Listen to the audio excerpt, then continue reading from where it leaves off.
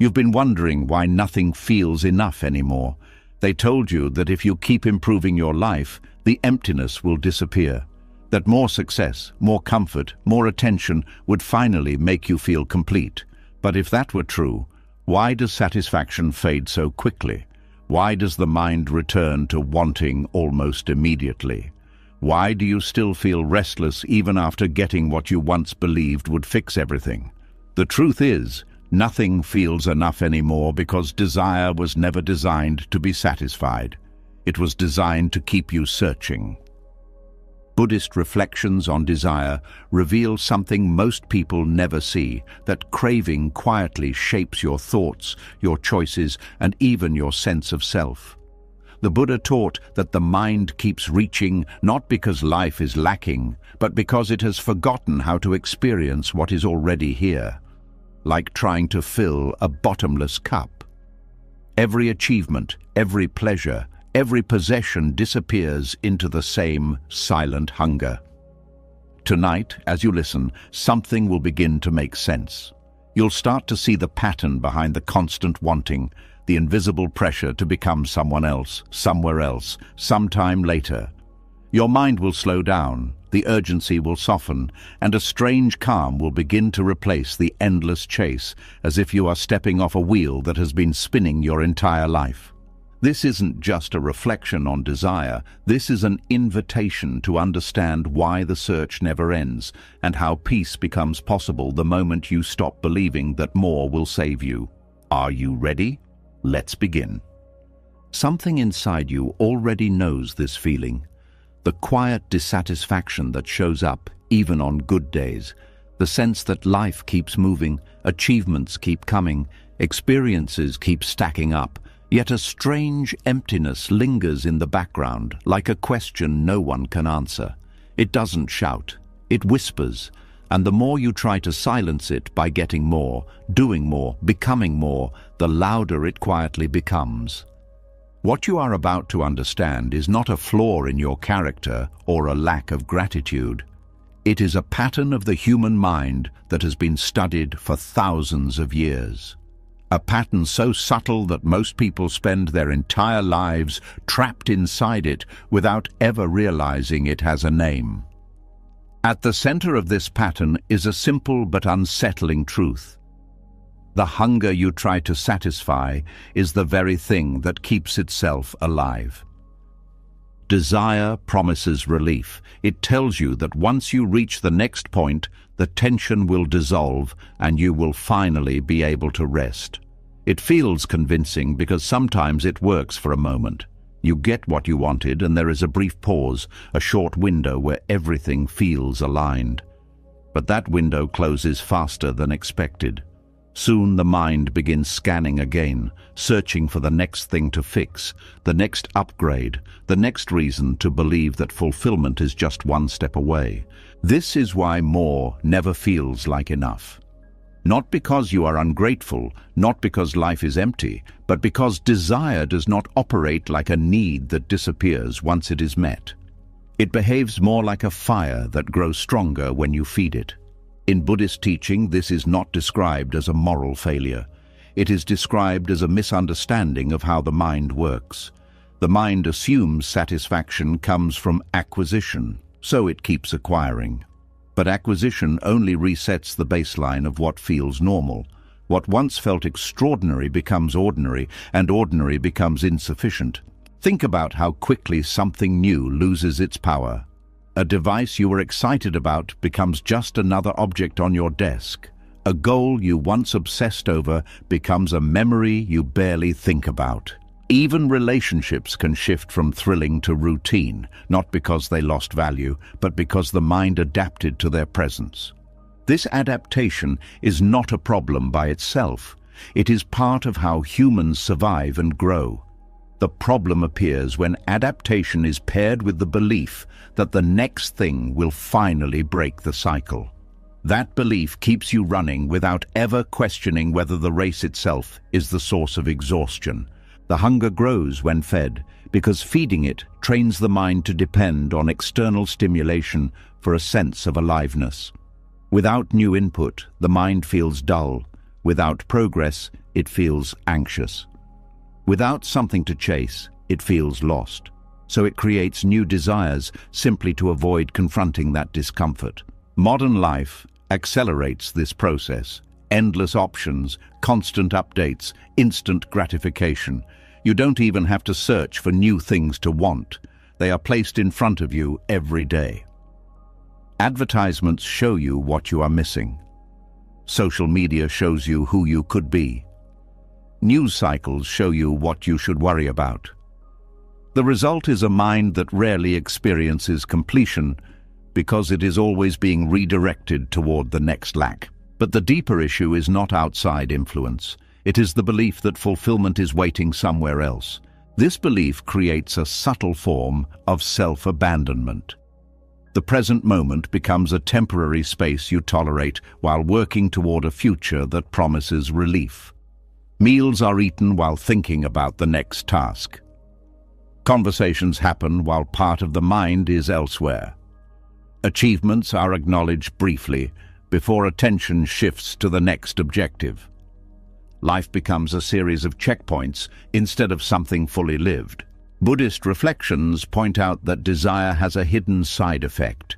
It reduces your ability to experience what is already here.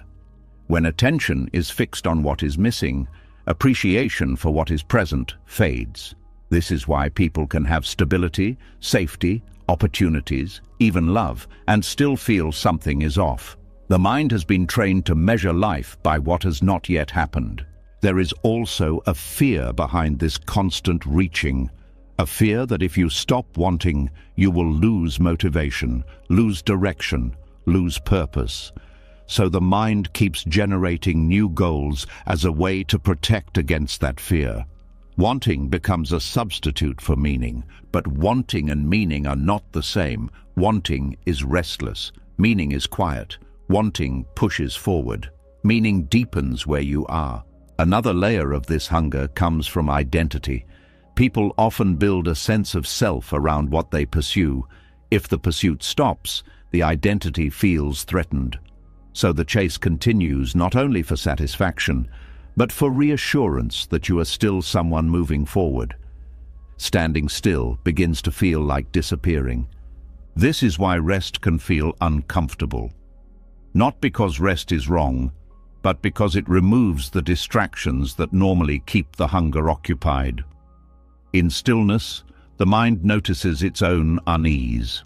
It notices the absence of stimulation, and instead of interpreting that as a chance to reconnect with the present, it interprets it as a problem that must be fixed by finding something new to want. The cycle becomes self-sustaining. Desire creates tension. Satisfaction briefly releases it. The release feels good, so the mind attributes the relief to the object rather than to the ending of craving. When tension returns, the mind looks for another object. The pattern repeats. What often goes unnoticed is that the peace you felt after getting what you wanted did not come from the object itself. It came from the temporary silence of desire. For a moment, the chasing stopped. And in that pause, the mind tasted what it feels like to not be pulled in any direction. That pause is available without acquiring anything, but it requires seeing the mechanism clearly. When you observe desire without immediately acting on it, something shifts. You notice how it rises as a physical sensation, how it comes with thoughts that justify its urgency, how it promises relief, and how it weakens if you simply stay present. This observation does not suppress desire, it exposes its nature. Over time, this awareness changes your relationship with wanting.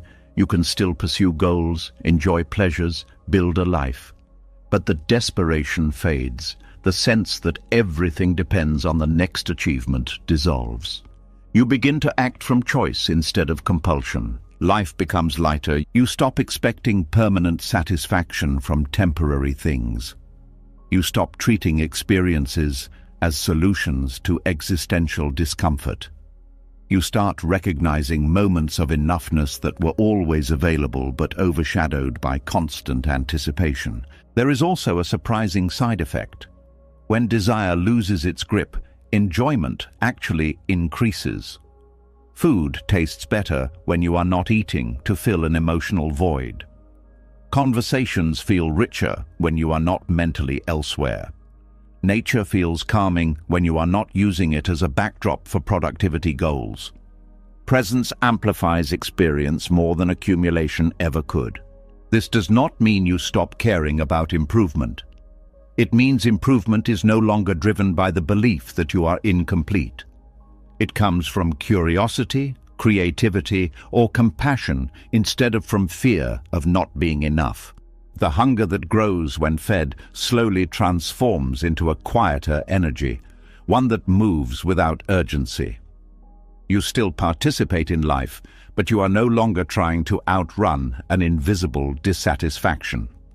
Buddhist teachings often compare this shift to putting down a heavy bag you did not realize you were carrying. Nothing external changes immediately. The world remains complex, uncertain, imperfect. But the internal pressure eases, and that changes how everything feels. You start noticing small details that used to be invisible. The sound of rain becomes soothing instead of background noise. A simple meal becomes satisfying instead of routine. Moments of silence stop feeling empty and start feeling spacious. This is not because life suddenly improved. It is because the mind stopped filtering experience through the question of what is missing. More never felt like enough because enough was never defined by quantity. It was defined by attention. When attention is scattered across future desires, the present shrinks. When attention returns to what is here, even ordinary moments regain depth. The deepest insight in this reflection is not that desire is bad, but that unconscious desire creates endless postponement. Conscious awareness restores immediacy. You begin to see that peace was never hidden behind the next milestone. It was buried under layers of anticipation. And once that becomes clear, something unexpected happens. The urge to chase softens on its own. Not because you forced discipline, not because you convinced yourself to be satisfied, but because you finally understood that the hunger you kept feeding was never asking for more things. It was asking to be seen, seen without judgment, seen without panic, seen without immediately trying to silence it. In that seeing, the cycle loosens. You are still human. You will still want, strive, dream. But the wants no longer define the quality of your existence. They become movements within life, not the engine of your worth. And in that space, something quiet and steady emerges, a sense that nothing was missing in the first place, only overlooked. The hunger that grows when fed loses its authority when you stop mistaking it for your guide. And what remains is not emptiness, but a calm presence that was always waiting beneath the noise. As that quiet presence begins to replace the endless hunger, another realization slowly comes into view, one that feels even more unsettling. The chase was not only something you were doing, it was something you started to believe you were. The desires were not just passing urges anymore. They shaped your choices, your habits, your conversations, even the way you introduced yourself to the world. Without noticing, the wanting turned into a mirror, and the person staring back was built from everything you were trying to obtain. There is a strange discomfort that appears when you stop chasing for a moment. It is not boredom. It is not laziness. It is a question that has been waiting underneath all the movement. If you are not pursuing something, who are you? Craving as identity begins quietly. At first, desire feels like a tool. You want something, so you move toward it, but over time, the movement becomes familiar. The mind learns to measure itself by what it is aiming at. Goals turn into definitions. Achievements turn into proof of existence. The future becomes a place where your value supposedly lives. This is how desire slips into your personality. You stop saying, "I want this," and start saying, "This is who I am." The career you chase becomes your name.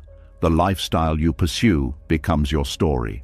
The approval you seek becomes your emotional oxygen. Even suffering can become part of identity because it gives a sense of depth, a feeling of being someone who has endured something meaningful. Buddhist reflections describe this as a subtle form of attachment to self-image. The mind constructs a version of you that feels solid, consistent, recognizable. But that version is often built from desires rather than from direct experience. It is a collection of preferences, ambitions, fears, and comparisons held together by the belief that they define a permanent self. When craving becomes identity, letting go of desire feels like losing yourself, not because you actually disappear, but because the familiar structure you use to navigate life starts dissolving. Without the usual targets to chase, the mind searches for new ones simply to restore that sense of continuity. This is why people sometimes move from one obsession to another. When one pursuit ends, another quickly takes its place. The object changes, but the underlying need remains the same, the need to feel like someone who is going somewhere. Social environments reinforce this pattern. Conversations revolve around plans, achievements, upgrades, progress. When people meet, they ask what you do, what you are working on, what comes next. Rarely do they ask what it feels like to simply be alive right now, so the identity built on craving is constantly validated and strengthened. Over time, you may start feeling anxious when there is nothing impressive to report. Stillness feels like invisibility. Contentment feels like stagnation. You begin to fear being ordinary, not because ordinary is bad, but because it offers no dramatic narrative to hold on to. This fear keeps the cycle alive. There is also a deeper layer. Craving promises a future version of yourself that feels more complete than the current one. You are always becoming someone else, more successful, more attractive, more secure, more respected. The present self becomes a temporary draft, never the final version. Life becomes a project rather than an experience. But chasing a future self has a hidden cost. You end up living beside your own life instead of inside it. Moments are evaluated based on how useful they are for becoming that imagined person. If an activity does not contribute to progress, it feels like wasted time. Rest feels guilty. Joy feels suspicious unless it is earned. Buddhist teaching calls this the illusion of a fixed self moving through time. In reality, what you call you is a changing flow of thoughts, sensations, memories, and perceptions. There is no solid core that needs to be perfected before life can be enjoyed. But craving resists this fluidity. It wants something stable to improve, something permanent to secure. So it invents a story. The story says you are incomplete but fixable. It says happiness is conditional. It says once the right traits are acquired, peace will be justified. Until then, dissatisfaction is framed as motivation, rather than as a signal that something deeper is misunderstood. This story can be exhausting because it never allows you to arrive. Even when progress is undeniable, the mind adjusts the criteria. The finish line moves just like in the hunger described earlier, but now it moves in relation to your identity. You are never allowed to simply be enough as you are, because the identity depends on improvement to feel alive. Another way craving shapes personality is through comparison. You begin defining yourself in relation to others. Who is ahead? Who is behind? Who has what you want? Social comparison becomes a constant background process. Even without noticing, you measure your experiences against an imagined standard of how life should look. This comparison does not produce satisfaction, even when you come out ahead. It only creates temporary relief, followed by new pressure to maintain the position. Being better than someone else does not end insecurity, it shifts its focus. Relationships can also be affected. When identity is tied to desire, people around you become part of the narrative. They are valued for how they support your goals, reflect your status, or confirm your self-image. Connection becomes transactional without you realizing it. You seek affirmation rather than understanding. This can create loneliness even in the presence of others, because the identity built on craving is fragile. It constantly needs reinforcement. Any criticism feels threatening. Any indifference feels like erasure, so the mind stays alert, scanning for signs that the identity is still intact. What happens when the reinforcement stops? When achievements slow down? When roles change? When life circumstances shift? Many people experience a crisis not because life lost meaning, but because the identity built on craving no longer has fuel. Without the usual markers of progress, they feel disoriented. Buddhist reflections offer a different perspective. They suggest that the discomfort is not a loss of self, but an opportunity to see that the self you were protecting was never fixed to begin with. It was a pattern of habits, not a permanent entity. When you begin observing this process, the grip of identity loosens. You notice how thoughts about who you are arise and fade like any other mental event. You see how roles change depending on context. You recognize that the feeling of being a solid someone is constructed moment by moment. This recognition can feel unsettling at first. Without a rigid identity, there is a sense of openness that the mind is not used to. But within that openness, there is also freedom. If you are not defined by your cravings, you are not trapped by them. You can pursue goals without being consumed by them. You can change direction without feeling like you lost yourself. Life becomes less about proving who you are and more about experiencing what is happening. There is also compassion in this understanding. When you see how identity is shaped by desire, you begin to understand why others behave the way they do. Their struggles, ambitions, and conflicts are often attempts to protect the same fragile sense of self. Judgment softens, empathy grows. You realize that everyone is in some way chasing themselves, trying to become an image that promises relief from insecurity. Some chase status, some chase love, some chase control, some chase distraction. The forms differ, but the underlying movement is similar.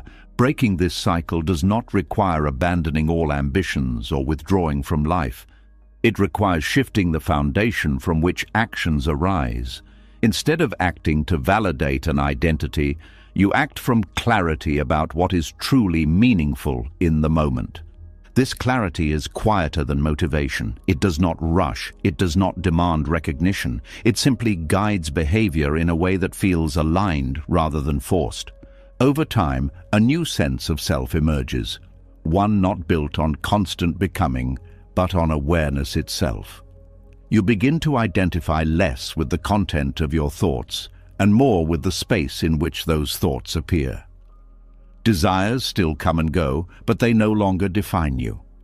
You are not the hunger. You are the awareness that notices the hunger. This shift changes how you move through the world. Success becomes enjoyable, but not necessary for self-worth. Failure becomes informative but not devastating. Praise feels pleasant but not addictive. Criticism feels uncomfortable but not annihilating. You stop chasing yourself because you stop believing there is a fixed version of you waiting to be achieved. Instead, life becomes a continuous unfolding, not a project to complete. And in that unfolding, something gentle but powerful appears. A sense of authenticity that does not need constant proof. You speak, act, and rest from a place that is not trying to impress or defend. There is less tension, less performance, less fear of being seen as ordinary.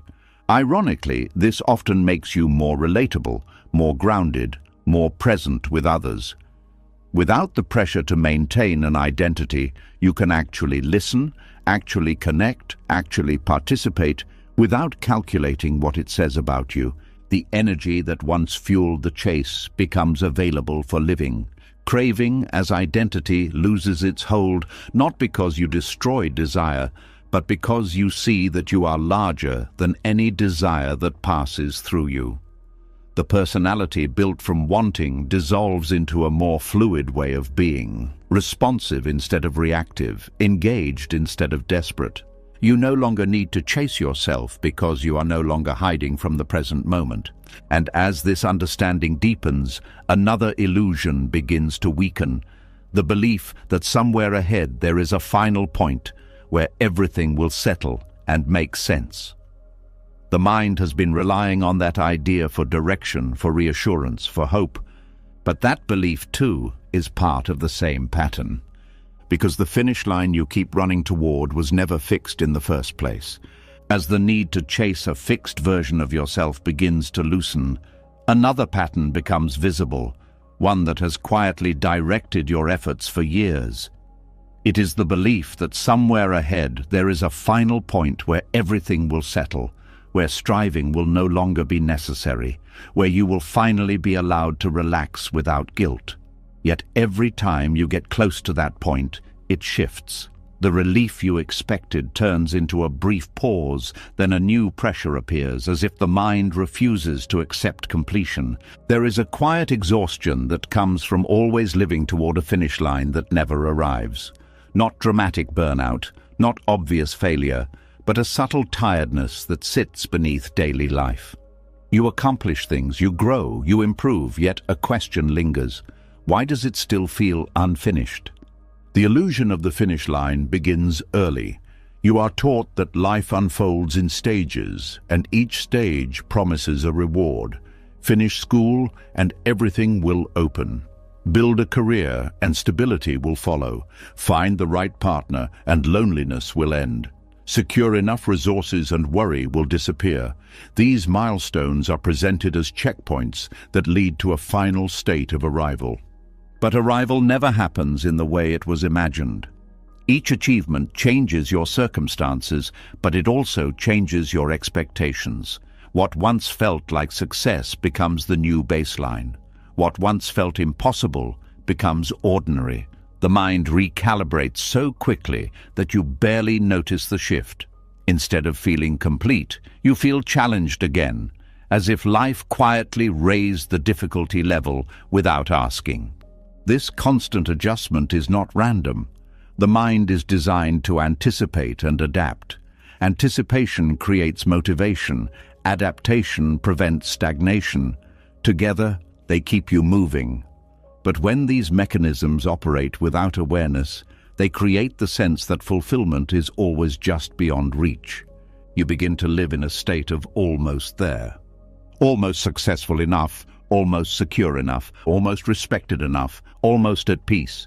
The word almost becomes the story of your life. Buddhist reflections describe this as a misunderstanding of time. The mind believes happiness exists in a future state, so it postpones contentment. When the future arrives, it becomes the present, and the mind shifts the target again. The process repeats endlessly, not because you are failing, but because the structure of desire depends on continuation. If the finish line were truly reached, the identity built on striving would collapse. Without something to pursue, the mind would have to confront the present without distraction. For many people, this feels unfamiliar, even threatening. So new goals appear, not always because they are meaningful, but because they restore the feeling of direction.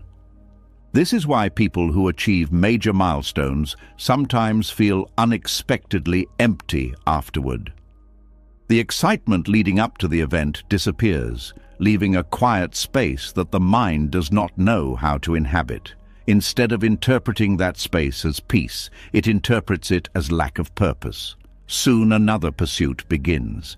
Cultural narratives reinforce this illusion. Stories celebrate the climb more than the plateau.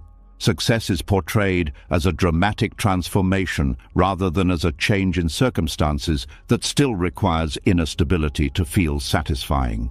The message is clear: keep going, keep improving, keep pushing. Rest is framed as complacency. Over time, you internalize the idea that stopping is dangerous.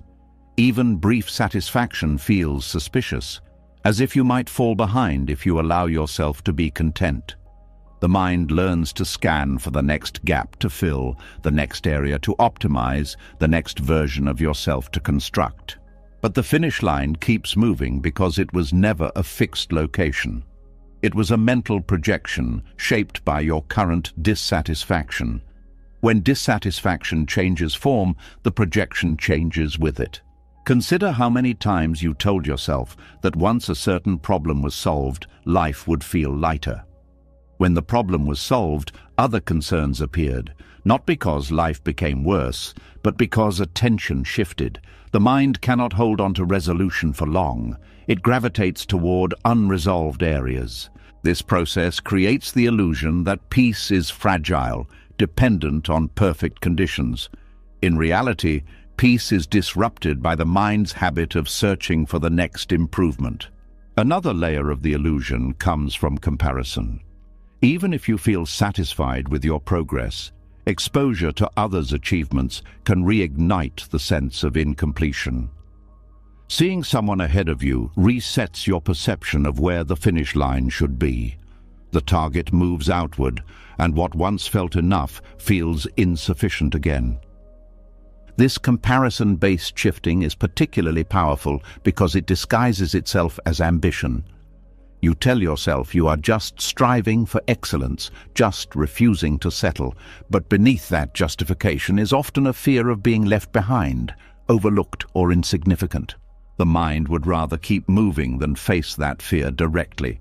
There is also a deeper misunderstanding about what achievement can provide. External accomplishments change situations, not the structure of consciousness that interprets those situations. If the interpreting mind remains restless, no external condition can produce lasting satisfaction. This is why two people can reach similar milestones and experience them differently. One feels grateful and grounded, the other feels pressured to maintain the status or surpass it. The difference is not in the achievement, but in the relationship to it. Buddhist teachings emphasize that clinging to outcomes creates instability because outcomes are inherently uncertain and temporary. When identity and happiness depend on reaching specific states, anxiety becomes inevitable. The mind constantly checks whether the conditions are still secure. Letting go of the finish line does not mean abandoning growth. It means shifting from outcome-based living to process-based living. Instead of asking when everything will be enough, you begin asking how to be fully present within what is unfolding. This presence reveals something unexpected. The sense of incompletion was not coming from lack of progress, but from lack of attention to the moment itself. When attention returns, ordinary experiences regain depth. The need for dramatic milestones decreases because meaning is found in participation rather than in arrival. There is a quiet relief in realizing you do not have to solve life in order to live it. The pressure to finalize your identity, secure permanent happiness, or achieve a flawless trajectory begins to soften. You start allowing uncertainty instead of trying to eliminate it. Uncertainty becomes less frightening when it is not interpreted as failure. You also begin to notice how much of your life was spent preparing to live instead of living, waiting for the right conditions, the right confidence, the right clarity. But life was happening the entire time, not at the imagined finish line.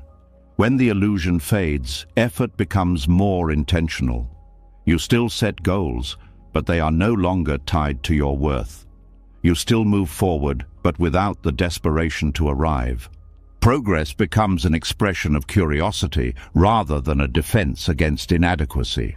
This shift reduces the emotional volatility that comes from attaching happiness to outcomes. Success feels good without inflating the ego. Setbacks feel disappointing without collapsing the sense of self. The emotional landscape stabilizes. You also become less susceptible to external pressure. When the finish line is internalized, others can manipulate it by defining what counts as success. When you see through the illusion, you regain autonomy over your direction. Another surprising change occurs in relationships. Without the constant focus on future achievements, you become more available to people as they are, not as part of your progress narrative. Conversations deepen, presence increases, shared moments feel meaningful without needing to serve a larger plan. This does not reduce ambition, it refines it. You pursue what resonates rather than what promises validation. The energy behind action shifts from tension to engagement. Over time, a different kind of fulfillment appears, one not dependent on reaching a final state. It feels quieter, less dramatic, but more stable. It does not spike and crash like excitement. It hums steadily in the background, allowing joy to arise from simple experiences. You realize that the finish line was a mental shortcut, a way to cope with uncertainty by imagining a point where uncertainty would end. But uncertainty is part of life's movement. Trying to eliminate it creates more tension than accepting it. Acceptance does not mean passivity. It means working with reality instead of against it. Goals are approached with dedication, but without the illusion that they will solve existential discomfort. As this understanding deepens, the urgency to rush through life diminishes. You stop treating the present as a stepping stone and start treating it as the only place life actually unfolds. Time feels different. Moments stretch instead of blur. Gratitude becomes easier because attention is no longer hijacked by anticipation. You may still plan, still dream, still aspire, but the dreams no longer hold your peace hostage. They become possibilities rather than conditions for happiness. The illusion of the finish line dissolves into a recognition that life is not a race toward completion, but an ongoing process of experiencing, learning, and relating. There is no final checkpoint where everything locks into place, and strangely, this realization does not create despair, it creates freedom. Because if there is no ultimate finish line, there is also no ultimate failure for not reaching it. There is only the path unfolding, moment by moment, shaped by awareness rather than by compulsion. You begin to trust that meaning is not waiting at the end of effort, but woven into the act of living itself. And as this trust grows, another insight quietly emerges. Many of the desires that fueled the race were not even originally yours. They were inherited, absorbed, learned from the world around you. Which means the next step is not to chase harder, but to question whose goals you have been running toward all along. As the illusion of the finish line begins to lose its grip, another uncomfortable realization starts to surface. If the race never truly belonged to you, then whose voice was telling you where to run? Beneath many ambitions and longings, there is often a faint echo of expectations that were absorbed long before you had the awareness to question them. What felt like personal desire may have been quietly shaped by the environment, by culture, by the invisible pressure to fit into a story that was already written. There is a subtle unease that appears when you pause long enough to ask a dangerous question. Do I actually want this? Or did I learn to want it? Borrowed desires are powerful because they do not feel borrowed. They arrive wrapped in familiarity, reinforced by repetition, validated by everyone around you. From childhood, signals are sent about what success looks like, what happiness should include, what kind of life deserves admiration. These signals are not usually forced, they are modeled. You see what earns praise, what attracts attention, what is treated as failure, what is ignored. Slowly, the mind constructs a map of what is worth pursuing. This map becomes the foundation of motivation. Without realizing it, you begin moving toward destinations chosen by collective agreement rather than personal clarity. The career path that feels respectable, the lifestyle that looks impressive, the milestones that signal adulthood, the possessions that indicate arrival. Each step feels self-directed, yet the direction was suggested long before you started walking. Social approval plays a central role in this process. Humans evolved in groups where belonging meant survival. Being accepted reduced danger. Being rejected increased vulnerability. That ancient wiring still operates, even though the threats have changed.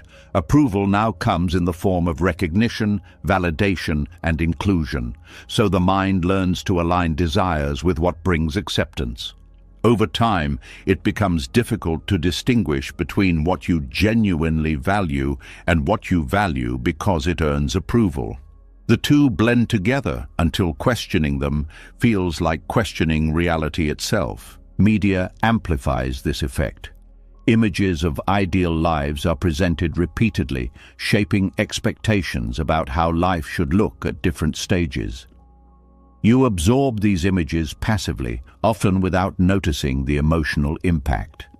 A standard is created, and anything outside that standard feels incomplete.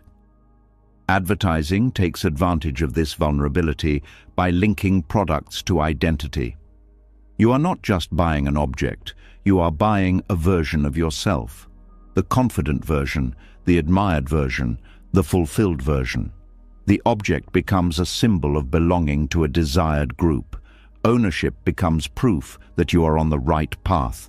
But because these desires were not rooted in direct experience, satisfying them does not produce deep contentment. It produces temporary relief followed by confusion. You achieved what was supposed to matter, yet the expected transformation did not occur. The emptiness remains, now accompanied by doubt about what went wrong. The problem was not effort, it was direction. Borrowed desires often carry hidden assumptions about what life should feel like. They promise certainty, admiration, or security. But life rarely conforms to these narratives. When reality diverges from the script, frustration appears. You may blame yourself for not feeling satisfied, unaware that the script itself was unrealistic. Family expectations are another strong source of inherited wants. Parents project hopes onto children, sometimes consciously, sometimes unconsciously. They want stability, recognition, or redemption through the next generation. Even when these expectations are loving, they can create pressure to pursue paths that do not align with your inner inclinations. Breaking away from these expectations can feel like betrayal, even when it is necessary for authenticity. Guilt arises because loyalty is confused with compliance. The fear of disappointing others becomes a barrier to discovering what you truly want.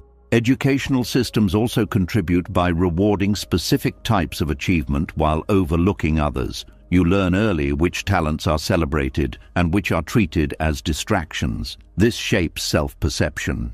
You may abandon interests that brought joy because they did not fit the definition of success provided to you. Peer influence reinforces conformity. Seeing friends pursue similar goals creates a sense that deviation is risky. Collective momentum carries you forward, even if a quiet part of you senses misalignment. It feels safer to move with the group than to pause and reevaluate.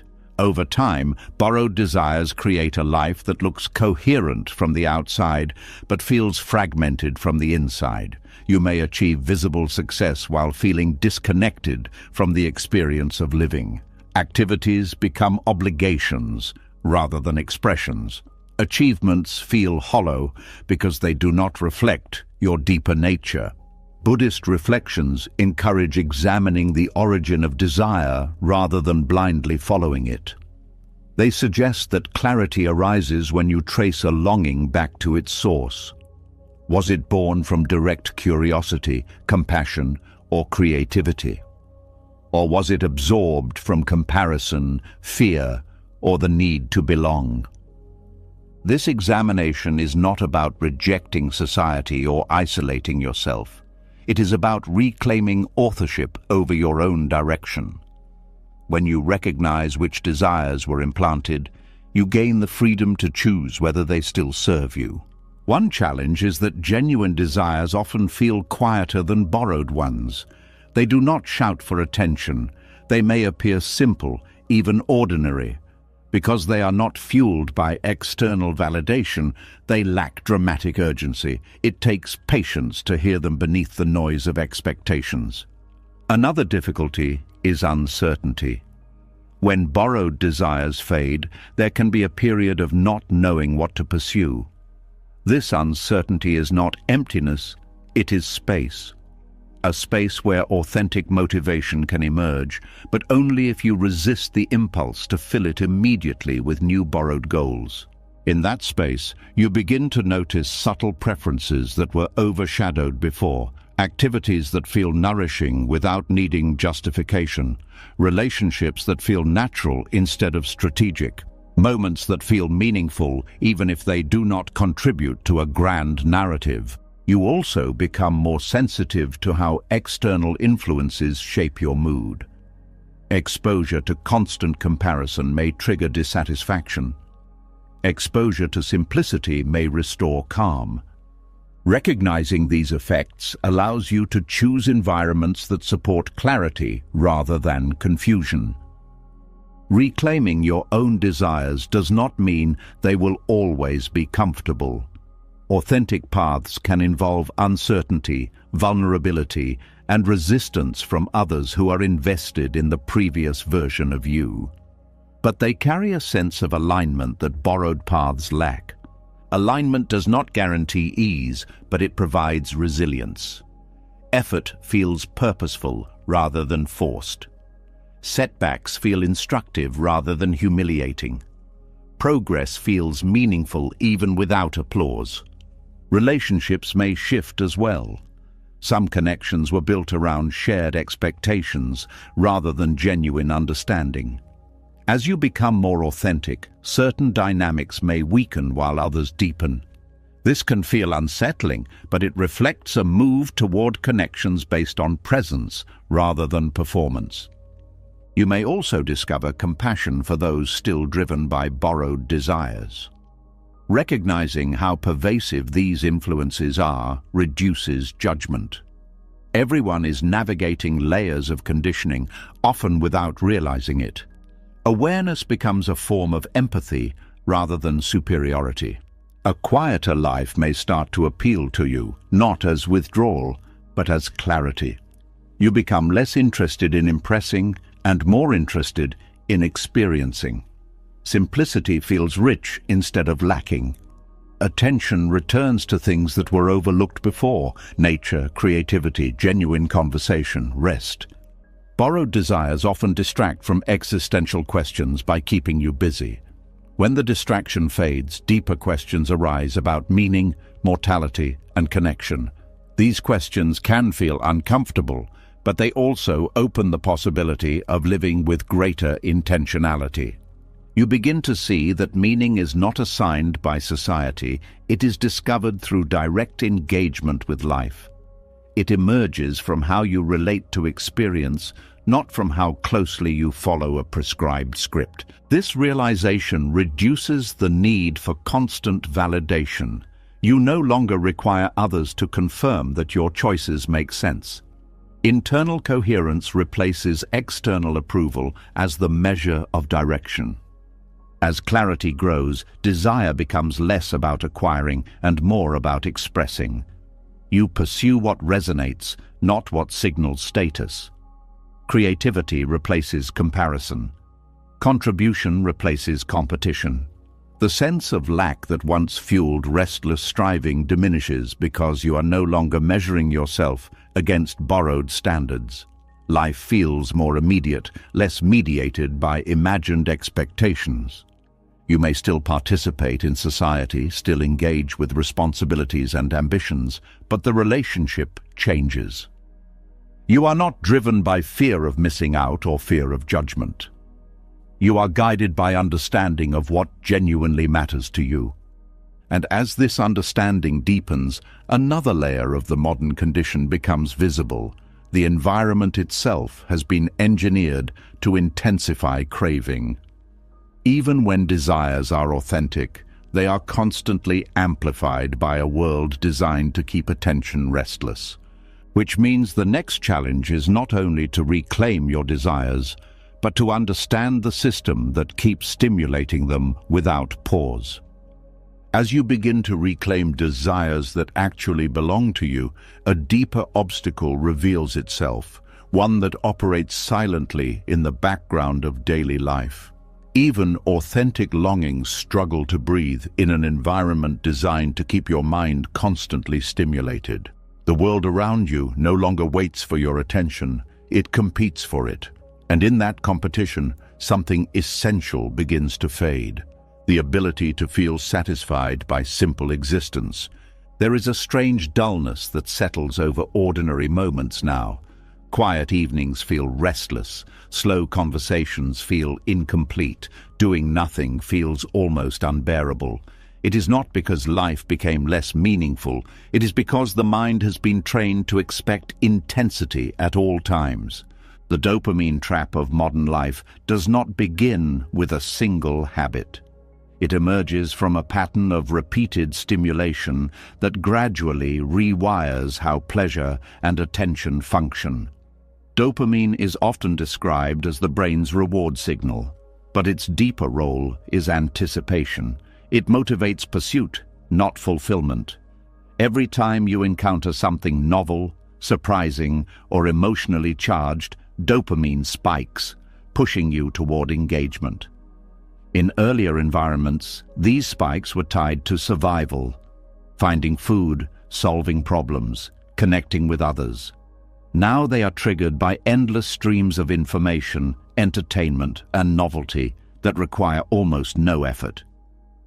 Your brain receives signals meant for meaningful achievements in response to scrolling, clicking, and consuming. Over time, the baseline shifts. Activities that once felt engaging start to feel flat because they cannot compete with the intensity of constant stimulation. Reading a book requires patience. Walking in nature unfolds slowly. Cooking a meal involves repetitive steps.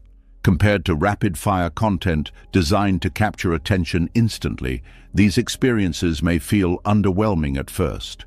This is not because they lack value. It is because the brain's sensitivity has been altered. When dopamine spikes become frequent and artificial, the nervous system adjusts by reducing responsiveness. This process, called downregulation, means that ordinary pleasures no longer produce the same sense of reward. The result is a paradox. The more stimulation you consume, the less pleasure you feel overall. Buddhist reflections anticipated this dynamic long before neuroscience explained it. They describe how excessive sensory input agitates the mind, making contentment difficult. When the senses are constantly pulled outward, awareness loses depth. Attention becomes fragmented, jumping from one object to another without resting. Fragmented attention weakens presence. Without presence, experiences blur together. Meals are eaten while distracted. Conversations happen alongside background noise. Moments pass without being fully registered. Later, when you look back, the memory feels thin, as if you were not entirely there. This thinning of experience contributes to the sense that life is empty. It is not that life lacks richness. It is that richness requires sustained attention to perceive. When attention is conditioned to rapid shifts, sustained perception feels unnatural. Another layer of the dopamine trap is unpredictability. Many modern platforms operate on variable rewards. You never know what you will encounter next. This unpredictability keeps the brain engaged because it mimics the conditions that once made learning and exploration valuable. The possibility of something interesting appearing at any moment makes it hard to stop. This pattern trains impatience. Waiting becomes uncomfortable because the mind expects immediate input. Delayed gratification feels less rewarding because it lacks the constant reinforcement of novelty. Impatience spills into other areas of life. Goals that require long-term effort feel less appealing. Relationships that evolve gradually feel less exciting. Personal growth, which unfolds over years, can feel slow compared to the instant feedback loops available elsewhere. You may begin to crave intensity instead of depth. Intensity feels alive but fades quickly. Depth feels subtle but endures. The dopamine trap favors intensity, creating cycles of excitement followed by emptiness. To escape the emptiness, more stimulation is sought, restarting the cycle. Sleep is affected as well. Exposure to continuous stimulation keeps the nervous system activated, making it harder to transition into rest. Even when the body is tired, the mind may remain alert, scanning for new input. This reduces recovery, which in turn lowers emotional resilience, making you more susceptible to craving stimulation the next day. The trap also alters emotional regulation. When uncomfortable feelings arise, distraction becomes the default response. Instead of processing sadness, frustration, or uncertainty, you reach for something that shifts attention away. This avoidance prevents emotional integration, leaving underlying tensions unresolved. Unresolved tension increases the need for distraction, deepening dependency on stimulation. Buddhist practice emphasizes sitting with discomfort without immediately trying to escape it. This is not about enduring suffering unnecessarily. It is about understanding that discomfort often contains information. When you observe it directly, it changes. When you avoid it, it persists. Modern stimulation interferes with this process by offering constant exits. Every moment of boredom, loneliness, or anxiety can be numbed quickly, but numbing reduces sensitivity not only to pain, but also to joy. Emotional range narrows. You may notice that highs feel less intense than they once did, while lows linger. This imbalance creates the impression that something is wrong with life itself, when in reality, the nervous system is fatigued. Reconnecting with ordinary living requires recalibrating this system. It begins with reducing unnecessary stimulation, not as punishment, but as restoration. When the brain is given space to settle, sensitivity gradually returns. Simple experiences regain texture. Colors appear richer, sounds clearer, sensations more vivid. Silence becomes tolerable again, then peaceful.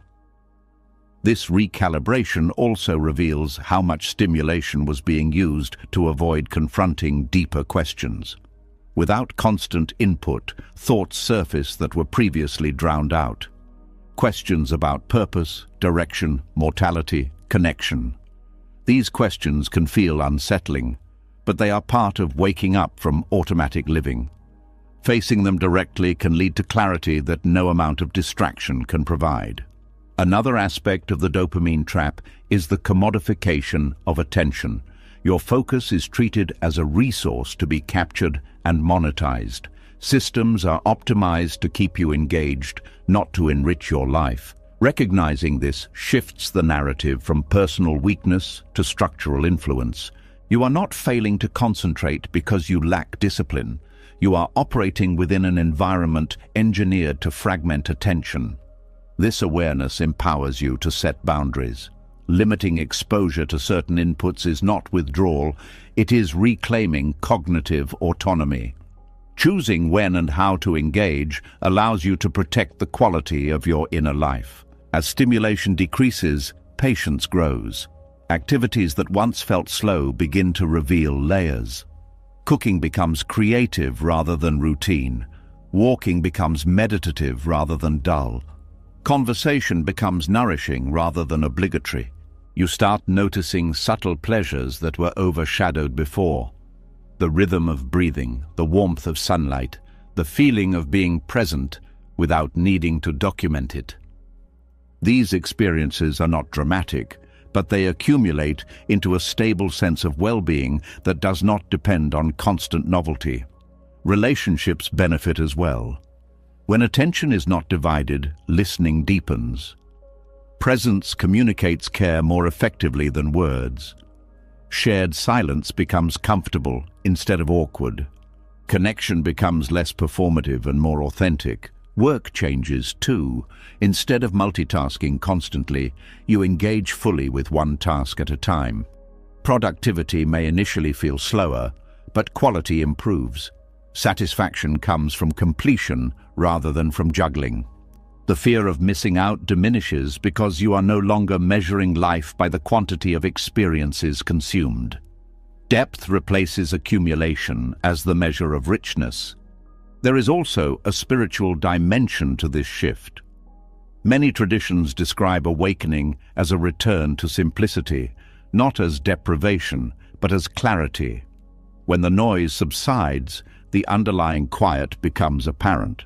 This quiet is not emptiness, it is spaciousness. Within that spaciousness, awareness stabilizes. You become less reactive to impulses, less dependent on external stimulation for mood regulation. A sense of sufficiency emerges that feels independent of circumstances. Ordinary living stops feeling empty because emptiness was never in the activities themselves. It was in the overstimulated mind that could no longer perceive subtle meaning. Reclaiming sensitivity takes time. There may be withdrawal-like discomfort as the nervous system adjusts.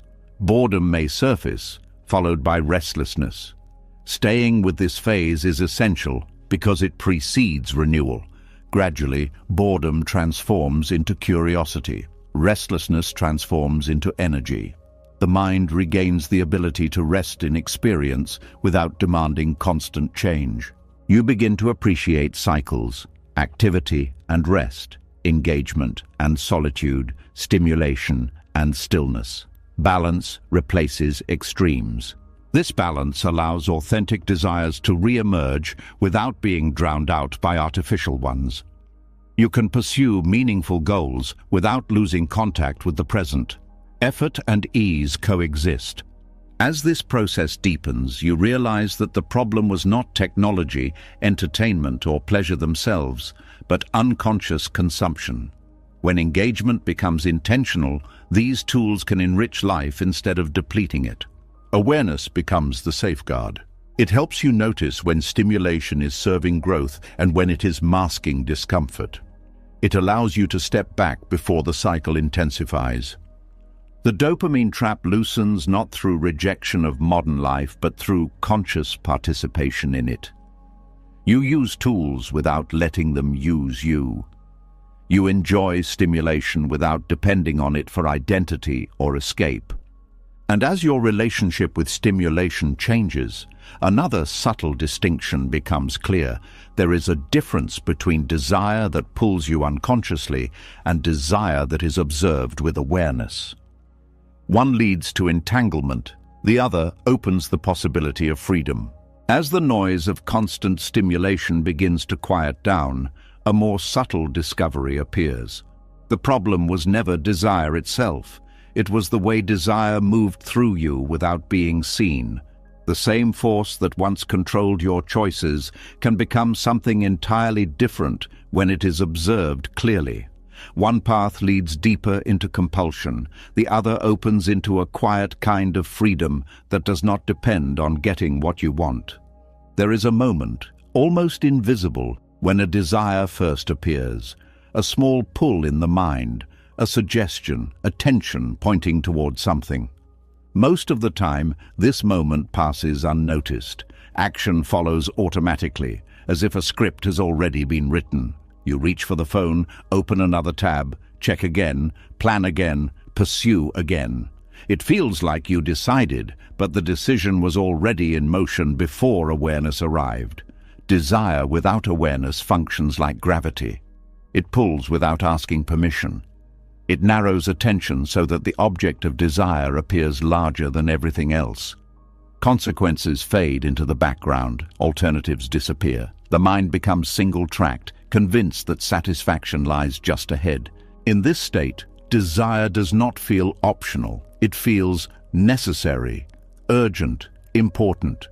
You may even build arguments to justify it, not realizing that the arguments were created after the impulse, not before. The mind becomes a lawyer defending a case it did not choose. Buddhist teachings describe this as being carried by the current instead of seeing the river. The movement feels natural because you have known nothing else. But natural does not mean free. Compulsion can feel normal when it has been present for years. One sign of desire without awareness is the collapse of time. The future becomes exaggerated. The present becomes a bridge to cross as quickly as possible. Everything that does not contribute to obtaining the object feels like an obstacle. Patience disappears, presence disappears. Only anticipation remains. This anticipation is often mistaken for motivation, but they are not the same. Motivation can be calm, steady, purposeful. Anticipation is restless, tense, driven by the fear of missing out or falling behind. It keeps the nervous system activated even when action is not possible. Another sign is emotional volatility. When desire dominates, mood fluctuates based on progress toward the goal. Small setbacks feel like personal failures. Minor successes feel disproportionately rewarding. Stability becomes rare because emotional balance depends on external conditions. Relationships can suffer in this state. People become means to an end rather than ends in themselves. You may listen only to gather information useful for your pursuit. Conversations become strategic rather than sincere. Empathy weakens because attention is elsewhere. Physical sensations also change. The body tightens, breathing becomes shallow, sleep becomes restless. Desire without awareness keeps the organism in a subtle fight-or-flight mode, even when no real danger exists. Despite these costs, the cycle persists because occasional rewards reinforce it. When you finally obtain what you want, relief floods the system. This relief is interpreted as proof that the chase was justified. The mind stores the memory and repeats the pattern later, overlooking the exhaustion that preceded it. Desire with witnessing operates differently. The impulse still appears, but instead of merging with it, you notice it. You feel the tension in the body, the thoughts forming around it, the urgency rising. Nothing is suppressed, nothing is indulged immediately. There is simply observation. Observation creates space. In that space, the automatic chain between impulse and action weakens. You begin to see that desire is not a command, but a movement that can be experienced without obeying. This witnessing is not cold detachment. It is intimate attention without entanglement. You are present with the sensation of wanting the way you would be present with a passing storm, aware of its intensity, but not convinced it defines the sky. As you stay with the sensation, something unexpected happens. Desire changes. It pulses, fluctuates, sometimes intensifies, sometimes dissolves on its own. You realize it is not as solid as it appeared. It is a process, not an identity. This realization reduces fear. You no longer believe that if you do not act immediately, something essential will be lost. You trust that urges can arise and pass without controlling you. With witnessing, time expands again. The present moment regains depth because it is no longer overshadowed by anticipation. Decisions become deliberate instead of reactive.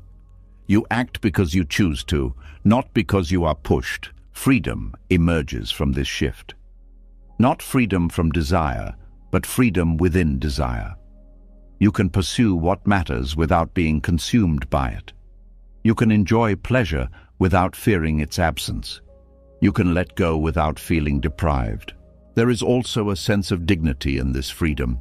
You are not at war with yourself, trying to suppress impulses through force. You are working with awareness, which transforms the relationship rather than the surface behavior.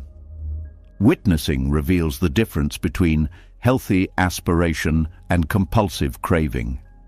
Aspiration feels open, creative, connected to values.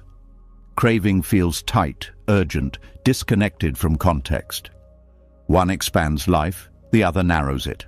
Over time, the nervous system recalibrates. Without constant reactivity, stress levels decrease. Sleep deepens. Breathing slows. The body recognizes safety not as the absence of desire, but as the presence of awareness. Another transformation occurs in how you relate to pleasure. Instead of chasing intense experiences, you begin to appreciate subtle ones: a warm drink, a quiet room, a meaningful conversation. Pleasure becomes less about escape and more about contact with reality. Pain also becomes more manageable. When discomfort arises, witnessing prevents panic. You observe the sensation without amplifying it with catastrophic thoughts. This reduces suffering even when circumstances remain challenging. Buddhist practice often compares awareness to a lamp in a dark room. The lamp does not eliminate objects, it makes them visible. Once visible, they lose the power they had when hidden. Desire illuminated by awareness cannot operate with the same force. There is a common fear that witnessing will make life dull or passive. In reality, it makes engagement more authentic. When actions are not driven by compulsion, energy is available for creativity, compassion, and curiosity. You may discover interests that were overshadowed by dominant pursuits. You may reconnect with activities that bring quiet joy rather than dramatic excitement. Life becomes less about peaks and more about continuity. Witnessing also deepens relationships. Without the constant background of personal agenda, you can meet others as they are. Listening becomes fuller. Presence becomes a gift rather than a tactic. Conflict changes too. Instead of reacting defensively, you notice the surge of emotion before responding. This pause can prevent unnecessary harm and open space for understanding. Over time, identity shifts from being the one who wants to being the one who is aware of wanting. This subtle change dissolves the sense of being trapped inside your own mind. Thoughts and impulses are experienced as events, not as definitions. Spiritual traditions describe this as awakening from identification with the stream of consciousness. You still participate in the stream, but you are no longer swept away by every current. This awakening does not remove challenges from life. You still face uncertainty, loss, and change, but you face them with a steadiness that comes from not being driven blindly by desire. Freedom in this context is not the absence of constraints. It is the ability to respond consciously within constraints. It is the difference between reacting and choosing. You begin to trust that awareness itself is sufficient guidance. You do not need constant external validation or internal pressure to know what matters. Clarity arises naturally when the mind is not clouded by urgency. There is also a humility in this state. You recognize how easily awareness can fade and reactivity can return.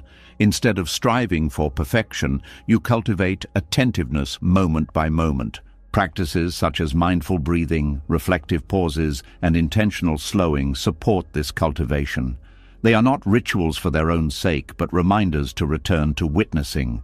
As witnessing stabilizes, the world appears less threatening and less demanding. You realize that many pressures were amplified by internal reactivity. When reactivity decreases, situations reveal more nuance. You become less susceptible to manipulation because you notice emotional triggers before they escalate. Marketing tactics, social pressure, and fear-based messaging lose their grip when you can observe your responses in real time. This clarity extends to moral choices as well. Actions guided by awareness consider long-term consequences and the well-being of others, not just immediate gratification. Ultimately, the difference between desire without awareness and desire with witnessing is the difference between being driven and being guided. One reduces life to a series of compulsions. The other opens life as a field of possibilities. You do not have to eliminate desire to be free. You only need to see it clearly enough that it cannot pretend to be your master. And as this freedom deepens, a new question arises. If desire can be witnessed rather than obeyed, what happens when you stop measuring your life against others' desires entirely? Because comparison has been quietly shaping the intensity of your wanting all along. As awareness grows and you begin to see desire instead of being pulled by it, another force becomes visible. one that quietly reshapes what you want without asking permission. Even when you stop chasing blindly, the mind can still feel unsettled for a different reason. It keeps glancing sideways, measuring, evaluating, calculating where you stand. Freedom from compulsion reveals a deeper habit that has been there all along, the habit of defining your life through other people's lives. There is a specific kind of pain that does not come from loss, failure, or hardship, but from seeing someone else have what you do not. It can arise even when your own life is stable, even when nothing is objectively wrong. A simple image, a success story, a passing comment can trigger it. Suddenly, what felt sufficient moments ago begins to feel inadequate. Comparison operates like a lens that distorts reality. It does not show you the full picture of another person's life. It shows selected fragments, usually the most polished ones. Yet, the mind treats these fragments as evidence that something is missing in your own existence. This process happens quickly, often below conscious awareness. You scroll, you listen, you observe, and the brain starts ranking. Who is ahead? Who is behind? Who is winning? Who is struggling? It is a reflex shaped by evolution, where status once determined access to resources and safety. In modern life, the stakes are different, but the mechanism remains. Buddhist reflections describe comparison as a root of suffering because it ties contentment to conditions outside your control. Your peace becomes dependent on how your life measures against an ever-changing standard. Since the standard shifts constantly, stability becomes impossible. One moment you feel proud of your progress. The next moment you encounter someone further along, and pride turns into doubt. This fluctuation creates emotional turbulence that has little to do with your actual circumstances. Comparison also interferes with gratitude. Gratitude requires attention to what is present and valuable. Comparison redirects attention to what is absent. Even abundance can feel insufficient when viewed through the lens of someone else's greater abundance. Social environments intensify this effect. Conversations often revolve around achievements, possessions, and milestones. Without intending harm, people present curated versions of their lives. You compare your unfiltered reality to their highlights, forgetting that they are doing the same with others. Technology amplifies exposure to these highlights. You can witness thousands of lives in a single day, each offering a different benchmark. The mind cannot process this volume without becoming disoriented. It loses track of what normal looks like. This disorientation leads to a persistent sense of falling behind. There is always someone younger achieving more, someone wealthier enjoying more, someone more admired receiving more attention. The sheer scale of comparison opportunities makes it impossible to feel settled. Comparison does not only target success, it also targets identity. Appearance, personality, lifestyle, relationships, even spiritual progress can become arenas for measurement. You may start questioning your worth based on how closely you resemble an idealized version of someone else. This questioning erodes authenticity. Instead of expressing your natural inclinations, you adjust behavior to match perceived expectations. Life becomes performance rather than participation. Relationships suffer under this pressure. Instead of celebrating others' achievements, you may feel threatened by them. Envy can coexist with affection, creating inner conflict. You may withdraw or compete instead of connecting. Comparison also distorts perception of effort. You see outcomes without witnessing the process behind them. Someone's success appears effortless because the struggle was not visible. This creates unrealistic expectations for your own progress. When your journey includes setbacks, you interpret them as personal deficiencies rather than as normal parts of growth. The gap between expectation and reality widens, fueling frustration. Another consequence is decision paralysis. With so many models of how life could unfold, choosing a path becomes intimidating. Fear of choosing the wrong path intensifies because there is always evidence of someone succeeding in a different direction. This fear can lead to chronic dissatisfaction regardless of what you choose. If you pursue one path, you wonder about the alternatives. If you change direction, you worry about lost time. The mind keeps scanning for confirmation that you made the optimal choice, which rarely comes. Comparison also undermines presence. When attention is focused on relative standing, the experience of the moment loses importance. Activities are evaluated based on how they contribute to status rather than how they feel intrinsically. You may attend events, pursue hobbies, or build connections primarily for their symbolic value. Joy becomes secondary to image. Over time, this disconnect creates a sense of hollowness, as if life is happening behind a glass wall. Buddhist teachings encourage shifting from comparison to compassion. Recognizing that everyone experiences struggle reduces the tendency to idealize others. When you see that success does not eliminate insecurity or pain, the urge to measure weakens. Compassion also redirects attention inward. Instead of asking how you rank, you ask what genuinely supports well-being for yourself and others. This shift restores meaning to actions that might otherwise feel insignificant. Another antidote is recognizing uniqueness. Each life unfolds under different conditions, influences, and constraints. Comparing outcomes without considering these differences is like comparing different species of plants and expecting them to grow at the same rate.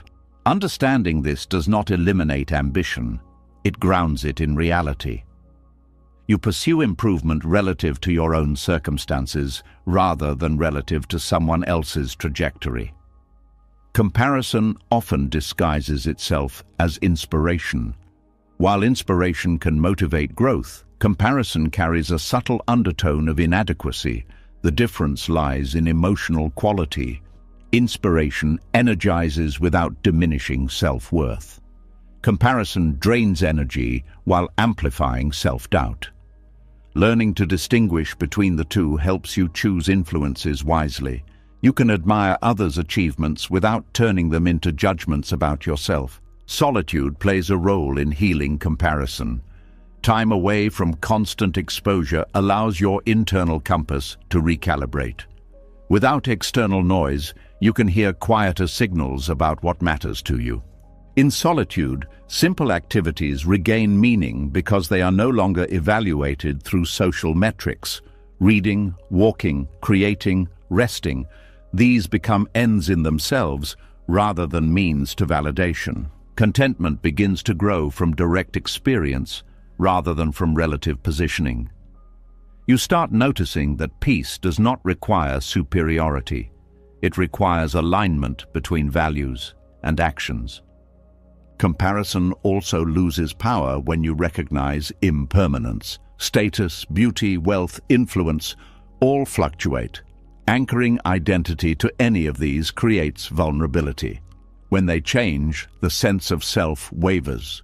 Awareness of impermanence encourages investing in qualities that endure: kindness, wisdom, presence, integrity. These qualities are less susceptible to comparison because they are expressed through behavior rather than through external markers. Over time, the need to measure fades. You still observe differences, but they no longer define your worth.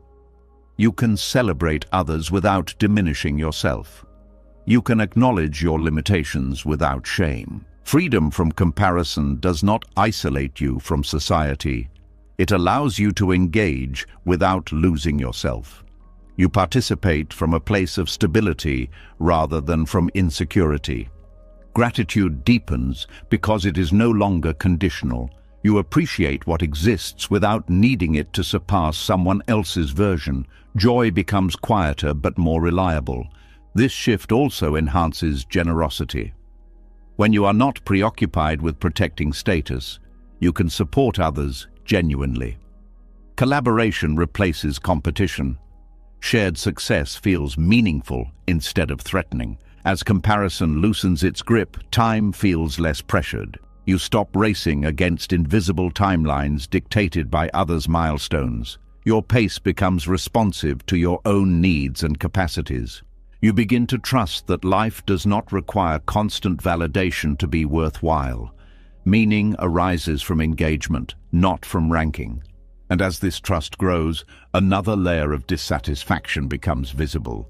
Not from comparing yourself to others, but from comparing yourself to an imagined version of who you think you should have been. A quieter grief waits there, shaped not by external measurement, but by internal expectation.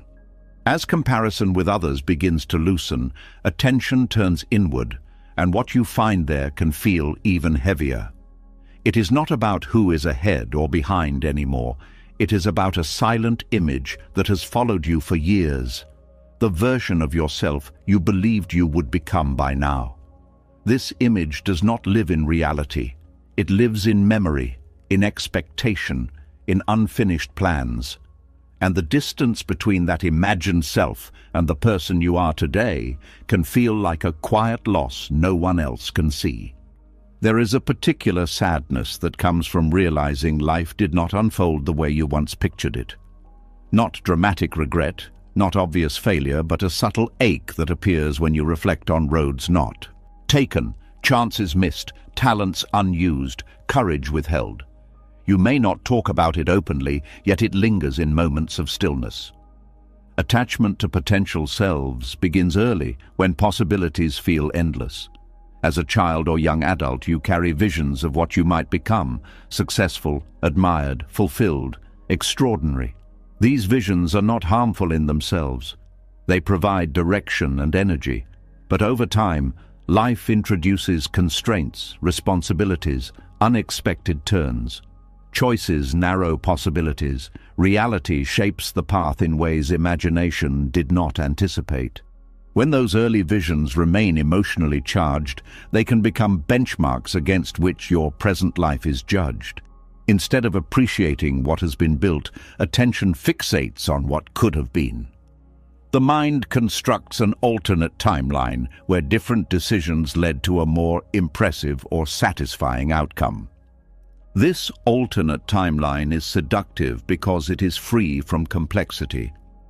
It contains only the highlights, not the struggles that would have accompanied them. It feels pure because it never had to face reality. Comparing your real life to this imagined one creates a sense of deficiency that no actual achievement can resolve. Buddhist reflections describe this as clinging to illusions of permanence and control. The mind wants to believe that life could have unfolded perfectly if only certain variables had been different. But life is shaped by countless conditions beyond personal intention. Recognizing this does not erase responsibility, it contextualizes it. The imagined self often represents more than missed opportunities. It represents unmet emotional needs, the desire to feel valued, understood, secure, significant. Achievements were seen as pathways to these feelings. When the achievements did not occur, the underlying needs remained unsatisfied. This is why attachment to potential selves can feel like grief. It is grief for experiences never lived, recognition never received, possibilities never realized. Unlike other forms of grief, it has no clear rituals for closure because nothing tangible was lost, yet the emotional weight is real. This grief can influence present behavior in subtle ways. You may hesitate to pursue new opportunities because part of you believes it is already too late. You may avoid reflecting on your life because the gap feels painful. You may cling to routines that numb the discomfort instead of confronting it. Perfectionism often grows from this attachment. If the ideal self cannot be reached anymore, the mind may try to preserve the remaining possibilities by avoiding risk. Better to do nothing than to confirm that perfection is unattainable. This avoidance protects the illusion but restricts growth. Another reaction is overcompensation. You may push yourself relentlessly, trying to make up for lost time.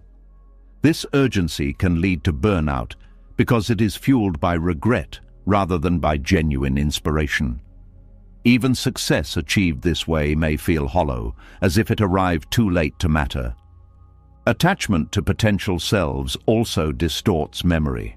The past is edited to emphasize mistakes and overlook resilience. You may forget the challenges you overcame, the relationships you nurtured, the quiet contributions you made. The narrative becomes one of insufficiency rather than complexity.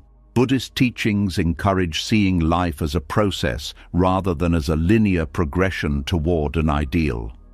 When you view your path as unfolding conditions rather than as deviations from a perfect plan, compassion replaces self-judgment.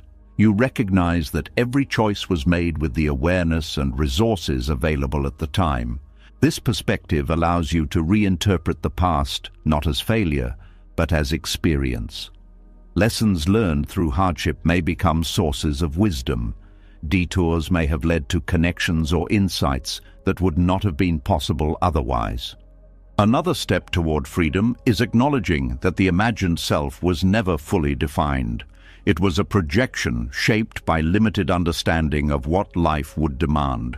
Holding yourself accountable to a vision formed under different circumstances is inherently unfair. You also begin to see that identity is not fixed by past decisions.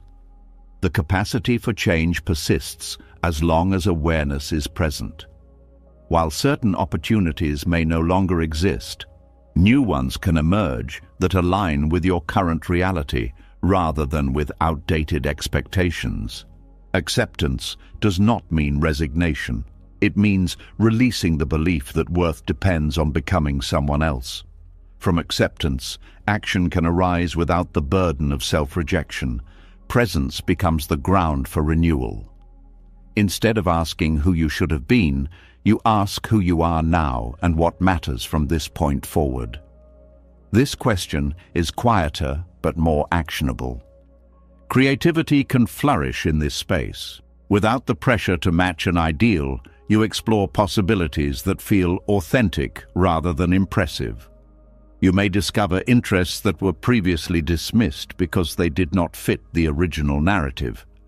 Relationships also deepen when you stop performing for an imagined standard.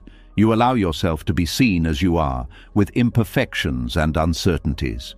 This vulnerability invites genuine connection instead of admiration based on image. There is also relief in recognizing that everyone carries unrealized potential. The difference is not in whether possibilities were lost, but in how they are integrated into the story of one's life. Some people carry them as burdens, others carry them as reminders of human complexity. Compassion for yourself naturally extends to others. You see that behind many confident appearances are similar doubts and regrets. This understanding reduces isolation and fosters empathy. Gratitude begins to shift from what could have been to what is still here. Relationships, abilities, experiences, time. Even limitations can become sources of appreciation when they are seen as conditions that shaped resilience. Spiritual traditions often emphasize the present moment as the only place transformation can occur. Attachment to potential selves anchors attention in the past or in hypothetical futures, preventing engagement with the only moment that can be influenced. When attention returns to the present, energy becomes available for meaningful action. You may still honor past dreams, but without clinging to them as measures of worth.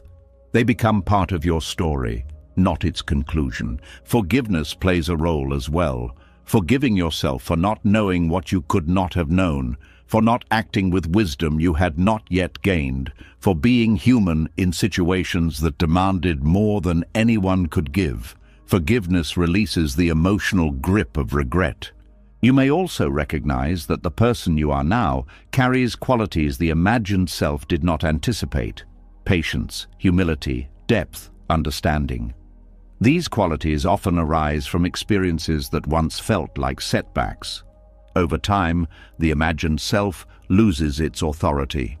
It becomes one possibility among many, rather than the standard by which all others are judged. The present self gains legitimacy, not because it matches an ideal, but because it exists. This shift allows life to feel open again. Instead of mourning what did not happen, you engage with what is still unfolding. Curiosity replaces nostalgia. Hope becomes grounded rather than speculative. You begin to see that fulfillment does not require becoming extraordinary in a conventional sense.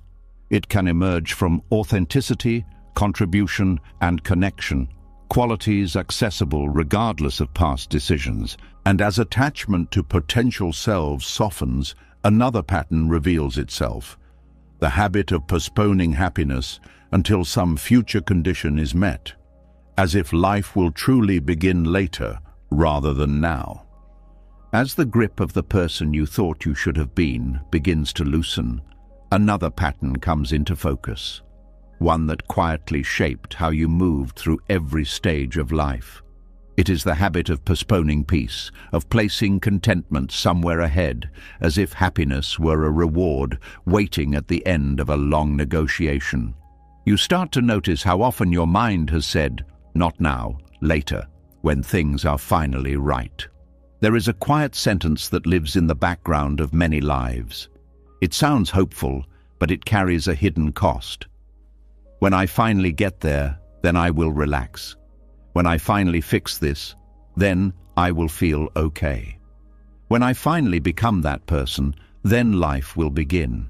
It feels motivating, almost responsible, because it promises discipline and progress. Yet underneath, it is a refusal to allow peace in the present. Future-based happiness begins as a coping strategy. When circumstances are difficult, imagining a better future provides relief. It gives direction when the present feels uncertain. But when this strategy becomes permanent, it turns into a prison. Instead of moving through life, you start waiting for it. Waiting becomes your default state. You wake up thinking about what must be solved before you can feel calm.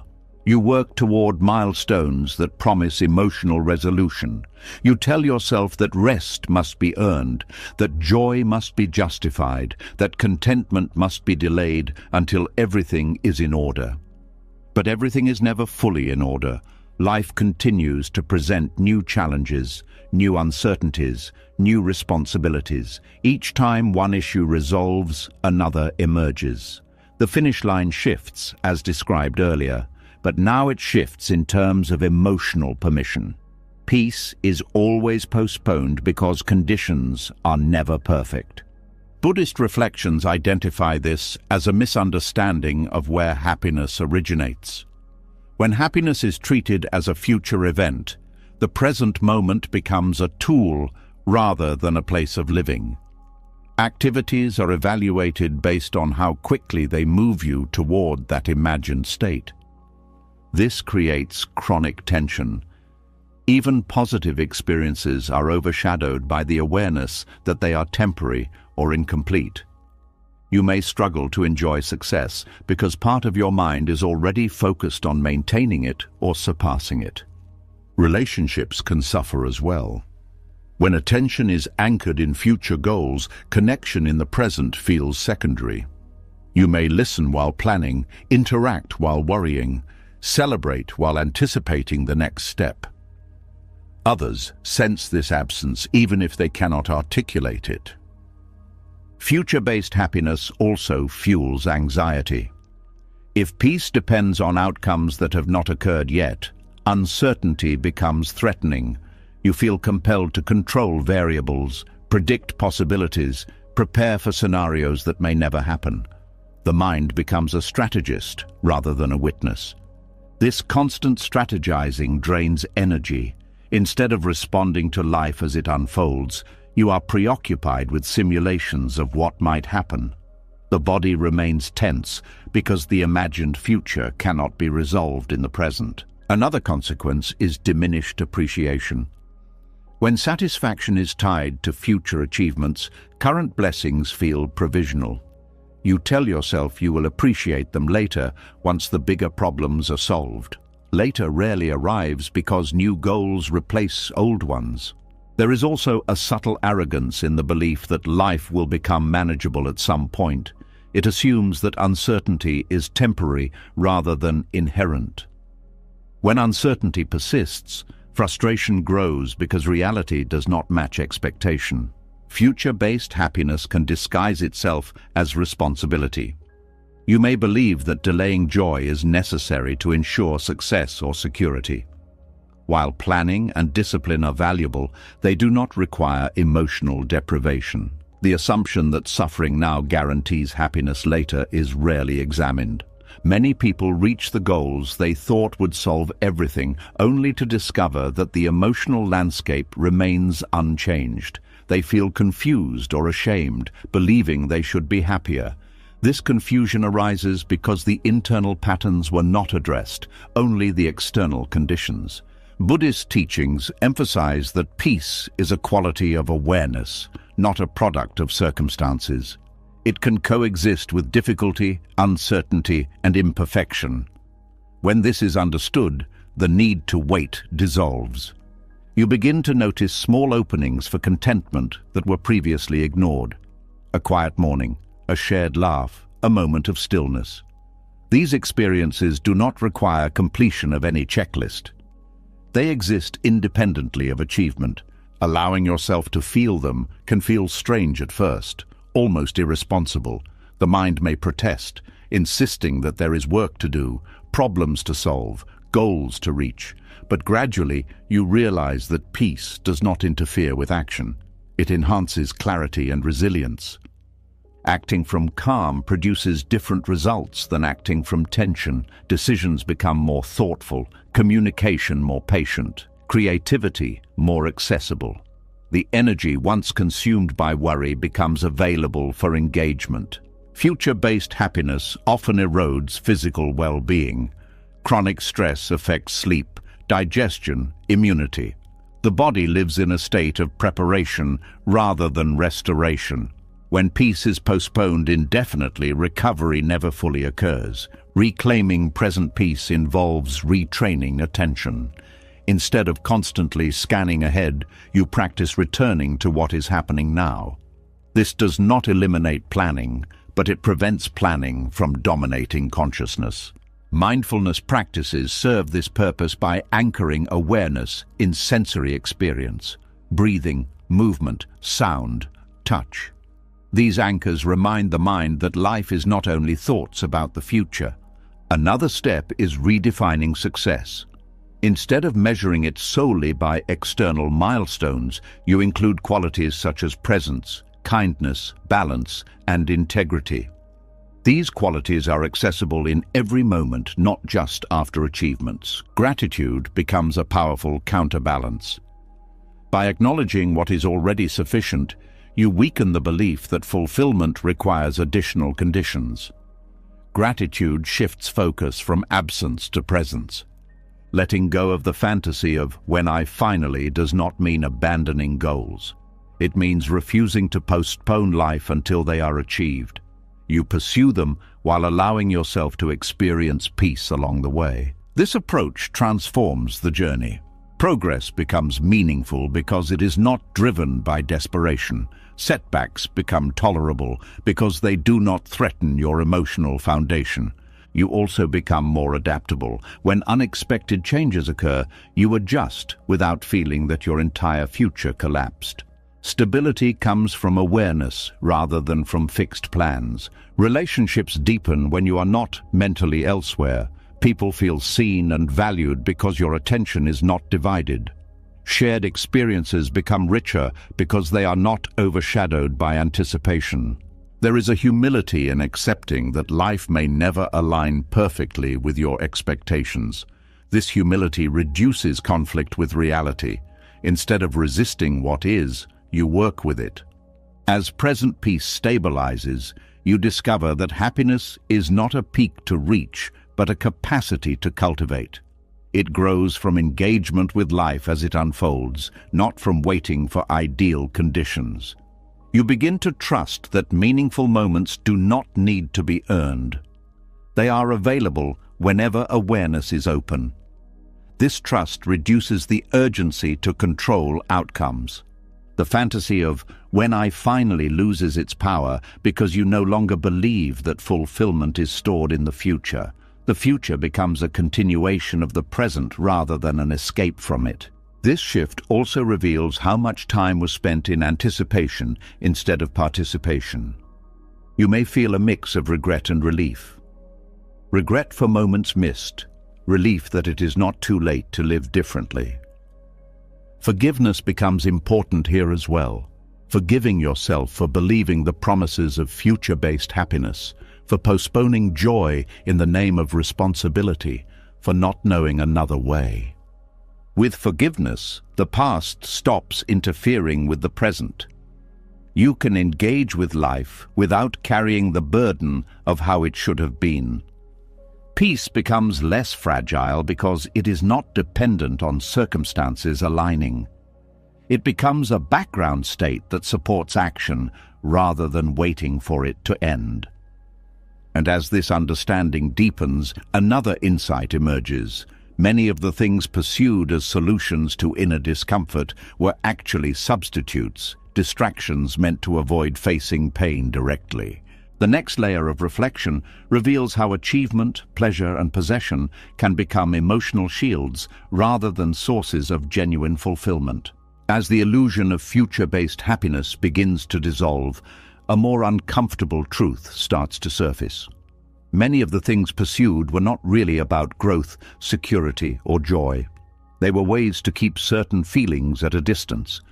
When the mind stops projecting peace into the future, it finally has to face what has been quietly waiting underneath, the pain that was never given space to be felt. There is a moment when distractions lose their power. The achievements, the purchases, the constant activity no longer produce the same relief. You notice a silence behind them, a hollow echo that asks a question you have been avoiding. If all of this was supposed to fix something, why does the discomfort return as soon as the excitement fades? Emotional substitutes are strategies the mind develops to avoid direct contact with pain. Instead of addressing the source of discomfort, attention shifts towards something that promises temporary relief. This can take many forms: working excessively to outrun feelings of inadequacy, seeking pleasure to numb loneliness, accumulating possessions to create a sense of control. These substitutes are not random. They are chosen because they provide immediate feedback. Achievement brings praise, pleasure brings sensation, possessions bring visible proof of progress. Each creates a momentary shift in mood that feels like progress even when nothing fundamental has changed. Buddhist reflections describe this as mistaking stimulation for healing. Relief is confused with resolution. The nervous system calms temporarily, but the underlying tension remains intact. When the substitute fades, the original discomfort reappears, often stronger because it was postponed. Achievement is one of the most socially rewarded substitutes. Productivity is praised, ambition is admired, success is celebrated. Because of this, it can be difficult to recognize when striving is driven by avoidance rather than by genuine purpose. You may tell yourself that you are building a better life while quietly using busyness to avoid being alone with your thoughts. The problem is not achievement itself, but the belief that it will erase inner conflict. When accomplishments become emotional anesthesia, they lose their ability to satisfy. Each new goal must be larger than the last to produce the same distraction, creating a cycle of escalation. Pleasure operates in a similar way, but with different tools. Food, entertainment, substances, sensory indulgence, all can provide quick relief from discomfort. The brain associates these experiences with safety because they interrupt distress signals. Over time, reliance on pleasure to regulate emotion can dull sensitivity to ordinary joys. Possessions add another layer. Owning things can create a sense of stability and identity. Objects become symbols of worth, protection against uncertainty, reminders that you are progressing. Yet objects cannot address emotional wounds. They can only decorate the space around them. Emotional substitutes also shape identity. You may start defining yourself by what you do, what you consume, what you own. This identity feels solid because it is visible, measurable, recognized by others. But it requires constant maintenance. Without new achievements or acquisitions, the sense of self feels threatened. This dependency creates anxiety. You fear losing momentum because stillness would expose what has been avoided. Rest becomes uncomfortable because it removes the distractions that kept pain out of awareness. Relationships can become entangled in this dynamic as well. You may seek validation from others to compensate for self-doubt, or use social interaction to escape solitude. When connections are based on emotional substitution rather than on authenticity, they feel fragile. Buddhist teachings encourage turning toward pain rather than away from it. This does not mean dwelling on suffering, but acknowledging its presence without immediately trying to eliminate it. Pain often carries information about unmet needs, unresolved experiences, or internal conflicts. When you allow yourself to feel discomfort without replacing it with distraction, something unexpected happens. The intensity often decreases on its own. Emotions move through the body when they are not resisted. Avoidance prolongs them, attention transforms them. Learning to sit with discomfort requires patience because the mind is accustomed to immediate relief. You may feel exposed, uncertain, vulnerable. Yet this vulnerability is the doorway to genuine healing. It allows insight to emerge instead of suppression. Awareness also reveals that many substitutes were attempts to secure love, safety, or belonging. Achievements sought approval. Pleasures sought comfort. Possessions sought protection. Recognizing these underlying needs helps you address them directly rather than indirectly. Self-compassion becomes essential here. Instead of judging yourself for coping imperfectly, you acknowledge that these strategies were attempts to survive emotionally. Compassion reduces shame, which often fuels further avoidance. As substitutes lose their dominance, space opens for healthier forms of regulation. Practices such as meditation, reflection, physical movement, creative expression, and honest conversation provide ways to process emotion rather than suppress it. Meditation trains the mind to observe sensations without reacting immediately. You learn that thoughts and feelings arise and pass without requiring action. This reduces the urgency to escape them. Physical movement releases tension stored in the body. Emotional pain is not only psychological, it has physiological components. Movement allows energy to circulate instead of stagnating. Creative expression gives form to experiences that may be difficult to articulate directly. Writing, art, music, or other forms of creation transform emotion into communication. This externalization can be deeply relieving. Honest conversation breaks isolation. Sharing vulnerabilities with trusted individuals reduces the burden of carrying them alone. It also reveals that others face similar struggles, counteracting the belief that something is uniquely wrong with you. Another important shift is redefining pleasure. Instead of using pleasure to escape, you learn to experience it as enrichment. Enjoyment becomes a complement to life rather than a substitute for unresolved feelings. Simplicity often becomes appealing. Activities that do not overstimulate, walking, listening, observing nature, engaging in mindful tasks, provide gentle nourishment without masking emotion. These experiences reconnect you with a quieter form of satisfaction. Possessions also take on new meaning. Instead of symbols of identity, they become tools for living. You choose them based on usefulness and appreciation rather than on emotional need. This reduces attachment and clutter, both physical and psychological. Achievement becomes aligned with values rather than with avoidance. You pursue goals because they matter, not because they distract. Success feels different when it is not burdened with the expectation of fixing everything. Gradually, inner pain transforms from an enemy into a teacher. It points toward areas that require attention and care. By listening to it, you develop resilience and understanding that cannot be gained through avoidance. This transformation does not eliminate difficulty. Life continues to present challenges, but your relationship with discomfort changes.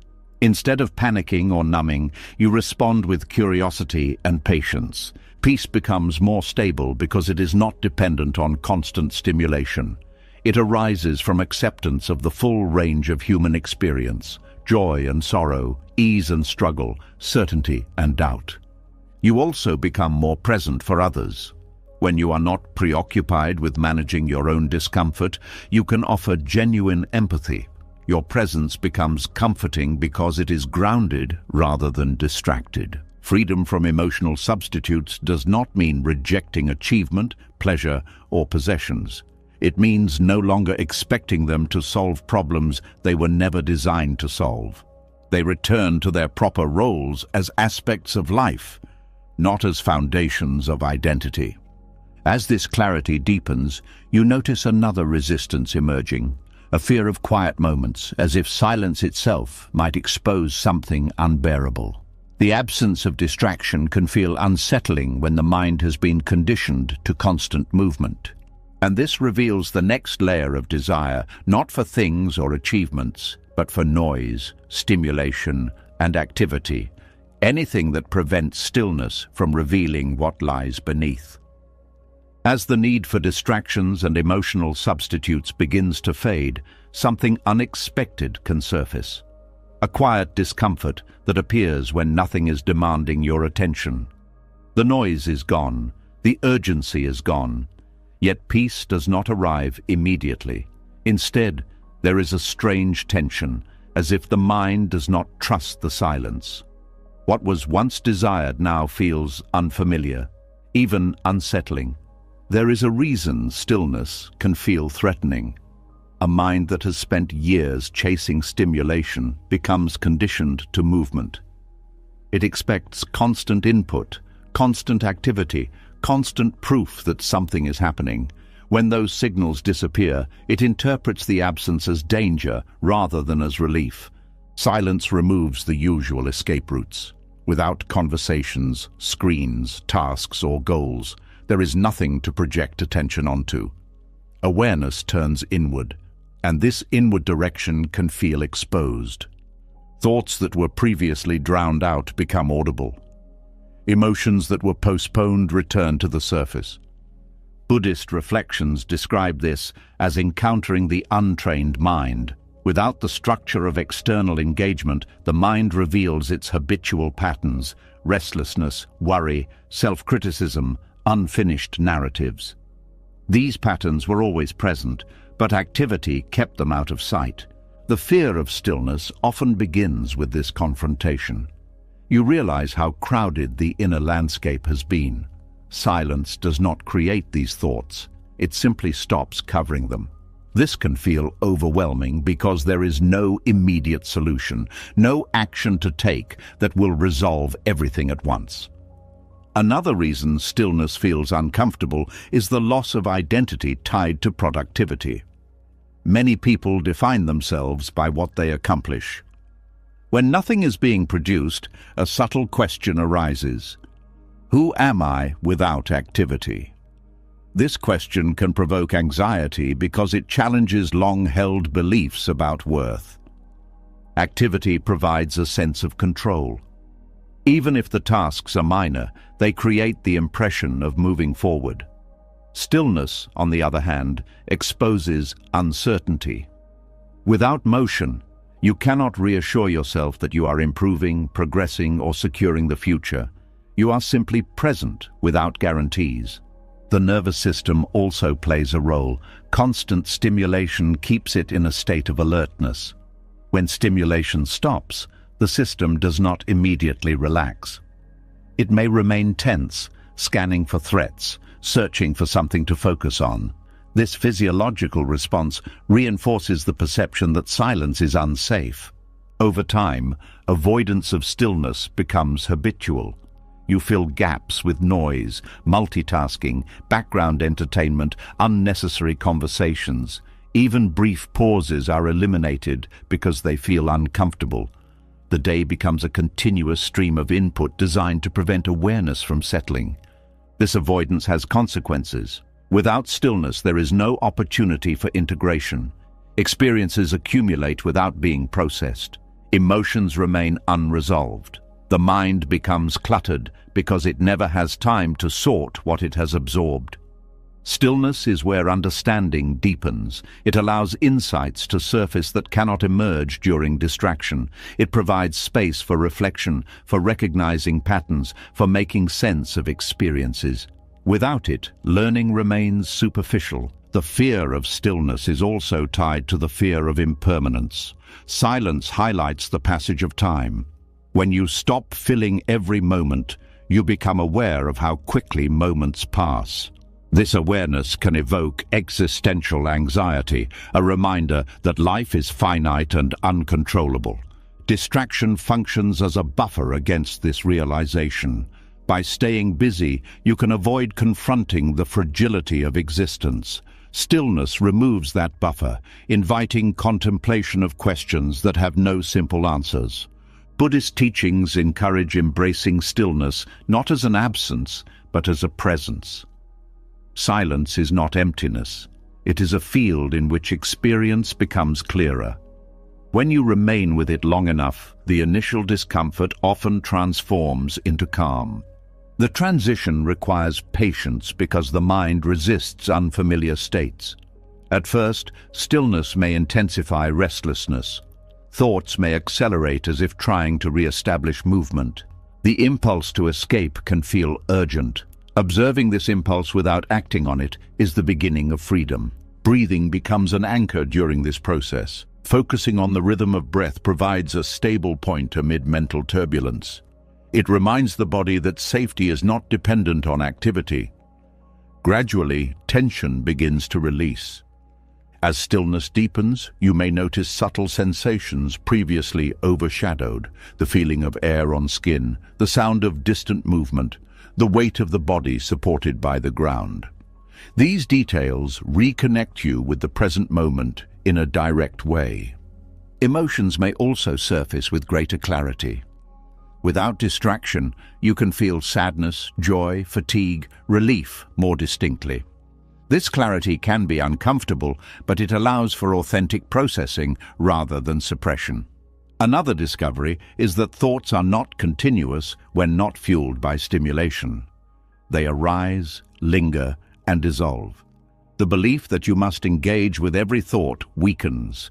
You realize that awareness can exist without constant narration. This realization shifts your relationship with the mind. Instead of being carried by every impulse, you become a witness. Witnessing creates space between experience and reaction. In that space, freedom appears. Stillness also reveals how much energy was spent maintaining distraction. When that energy is released, you may feel both lighter and disoriented. Without familiar habits to fill time, you face the question of how to live intentionally rather than automatically. Creativity often emerges from this openness. Ideas form without pressure. Connections appear between unrelated experiences. Insights surface unexpectedly. The mind, no longer overloaded, can function more fluidly. Relationships benefit as well. When you are comfortable with stillness, you listen more deeply because you are not impatient to fill silence. Conversations become more meaningful because they are not rushed. The fear of stillness often masks a deeper fear, the fear of encountering yourself without filters. Distractions act as layers that define identity. Without them, you meet the raw experience of being alive with all its uncertainty and vulnerability. This encounter can be transformative. You see that identity is not fixed, but fluid. You are not only the roles you perform or the goals you pursue. You are also the awareness that observes them. Compassion naturally arises from this recognition. You understand your own struggles more gently, which extends to others. Judgment softens because you see how much effort goes into avoiding pain. Peace becomes less dependent on conditions. It is no longer something you must achieve through control or acquisition. It is a quality that emerges when resistance subsides. Stillness does not eliminate desire, but it changes its texture. Wants become less urgent, less tied to identity. You can pursue goals without feeling that your survival depends on them. There is also a sense of intimacy with life that distraction obscures. Ordinary experiences become vivid because attention is not divided. Eating, walking, resting, observing, these regain depth. Over time, silence becomes less threatening and more restorative. You begin to seek it not as an escape from life, but as a way to engage with life more fully. It becomes a place where you return to yourself. This transformation reveals that the mind's addiction to wanting was partly fueled by fear of what would happen if wanting stopped. Now you see that when wanting pauses, awareness remains. Existence continues without the constant push. With this understanding, you carry stillness into activity. Even in motion, there is an inner quiet that stabilizes perception. You respond rather than react. You choose rather than chase. And as stillness integrates into daily life, another insight begins to form. The realization that what you own, accumulate, and protect has often been used as armor against vulnerability, a way to defend a fragile sense of self against the uncertainty of being.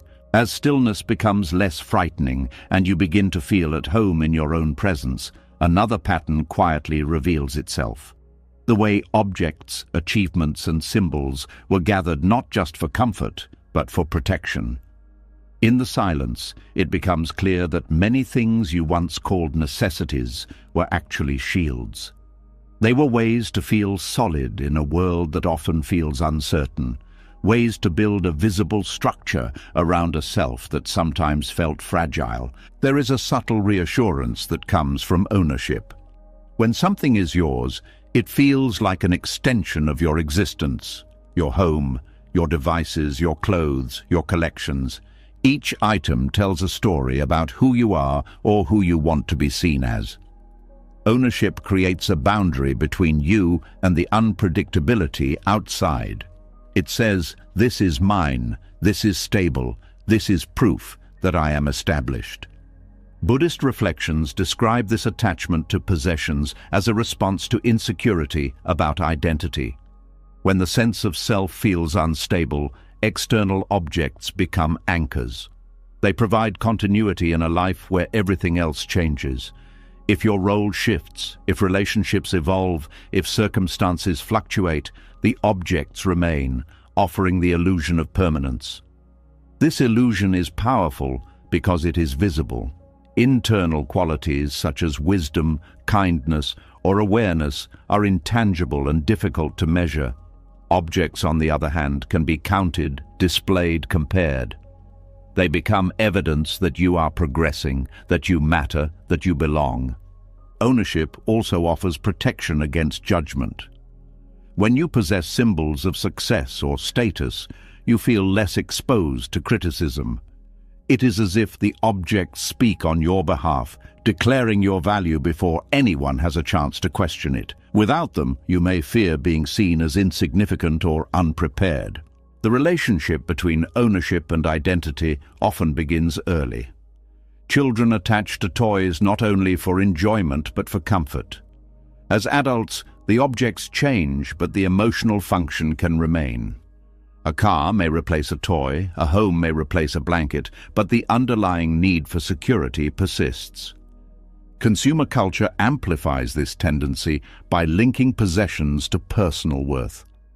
Advertisements rarely sell products directly. They sell identities.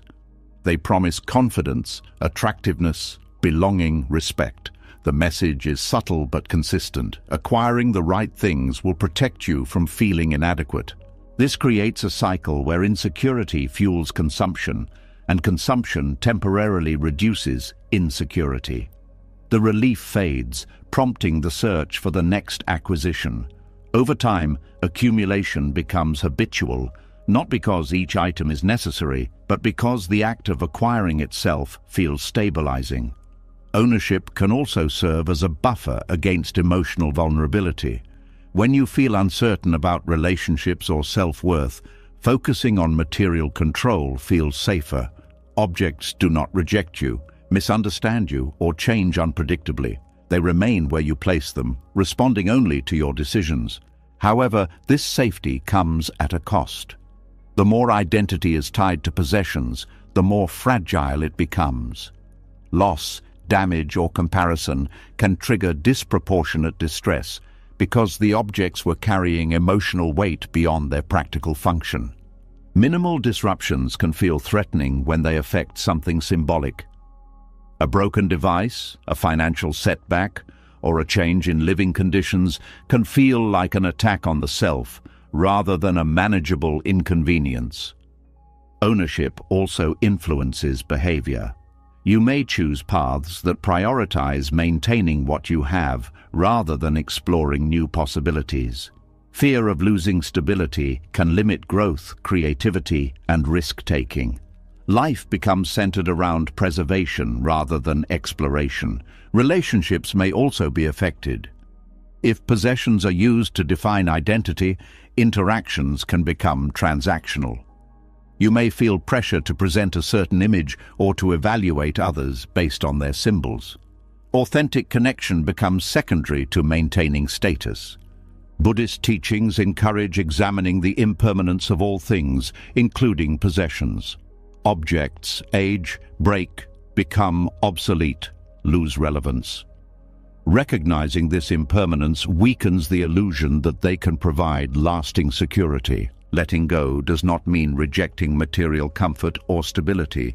It means understanding that objects cannot substitute for inner resilience. Security derived from awareness and adaptability is less vulnerable to external change. Gratitude shifts the focus from ownership to appreciation. Instead of defining yourself by what you possess, you appreciate how objects support your life. They become tools rather than extensions of identity. Simplicity often follows this shift. You begin to value quality of experience over quantity of accumulation. Space opens up, both physically and mentally, allowing attention to return to what truly matters. There is also a sense of relief in realizing that you do not have to maintain a certain image to be worthy. Without the burden of constant comparison and display, life feels lighter. Choices become guided by authenticity rather than by expectation. Generosity naturally increases when attachment loosens. Sharing resources becomes easier because they are no longer tied to self-worth.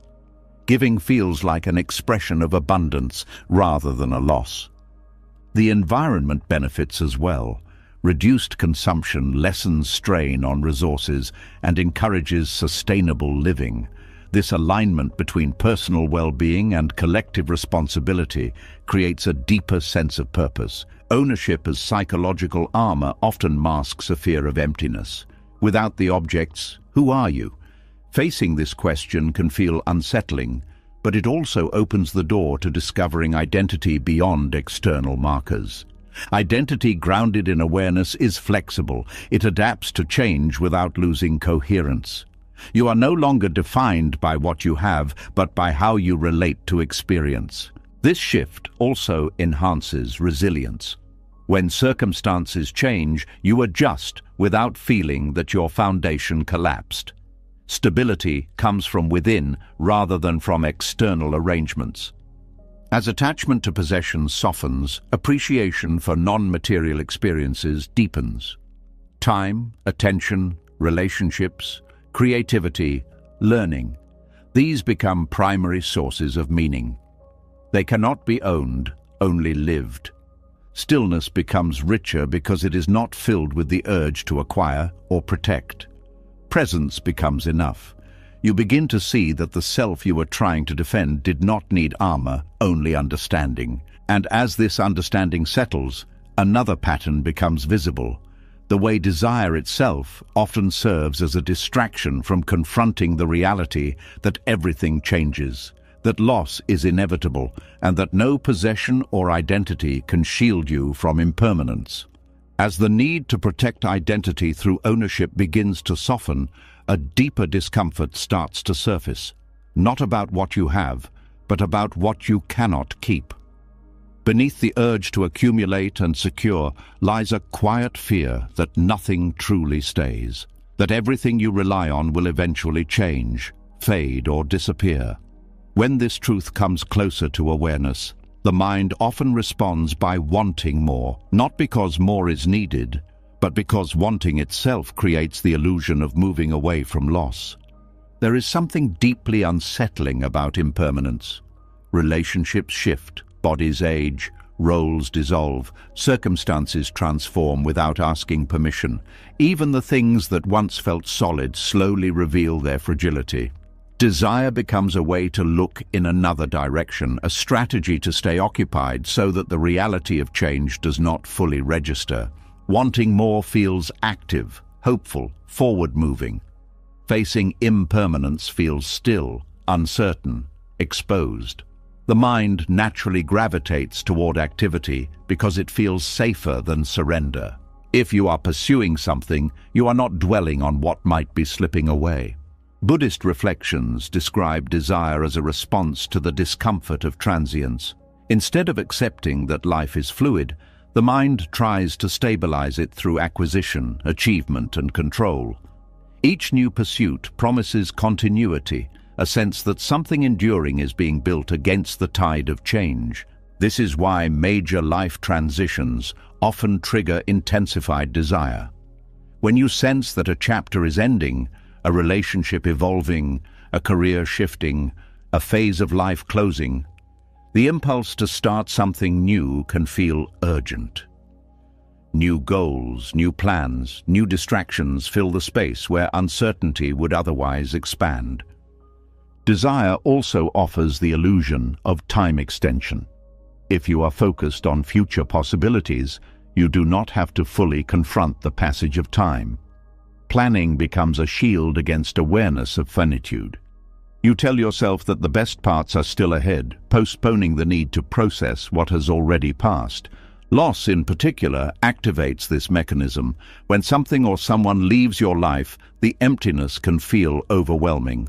Pursuing new experiences, connections, or possessions can soften the blow temporarily.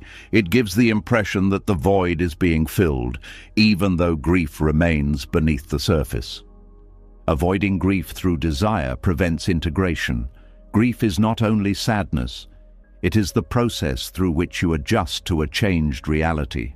When it is bypassed, unresolved emotions linger, resurfacing in unexpected ways. Restlessness, irritability, numbness, or persistent dissatisfaction. Impermanence also challenges identity. If everything changes, who are you in the midst of that change? Desire provides a narrative of continuity. It tells you that you are still the person striving, building, becoming. Without it, identity may feel uncertain. This uncertainty can be interpreted as weakness rather than as openness. The mind prefers defined roles and predictable paths because they reduce ambiguity. Desire promises structure, a storyline that makes life feel coherent even when circumstances are unstable. Control is another element. Wanting something gives the impression that you can shape outcomes. Even if the outcome is uncertain, the act of wanting feels proactive. Accepting impermanence, on the other hand, involves acknowledging limits, recognizing that not everything can be directed. Buddhist teachings emphasize that suffering arises when reality is resisted. Impermanence is not a problem to solve, but a condition to understand. When you align with it rather than fight it, desire loses its compulsive edge. It becomes preference rather than necessity. Understanding impermanence also reveals the preciousness of experience. When you know that moments will not repeat exactly, attention sharpens. Ordinary interactions gain depth because they are recognized as fleeting. Gratitude arises not from possession, but from participation. Relationships transform under this awareness. Instead of clinging to people as if they could remain unchanged, you appreciate them as evolving beings. This reduces pressure and allows connection to breathe. Love becomes less about ownership and more about presence. Fear often diminishes as well. Much anxiety comes from trying to prevent inevitable change. When you accept that change is unavoidable, energy shifts from resistance to adaptation. You focus on how to respond rather than on how to stop the process. Desire then becomes more conscious. You may still pursue goals, but not as a way to escape reality. You pursue them because they align with values or curiosity, not because they promise permanent security.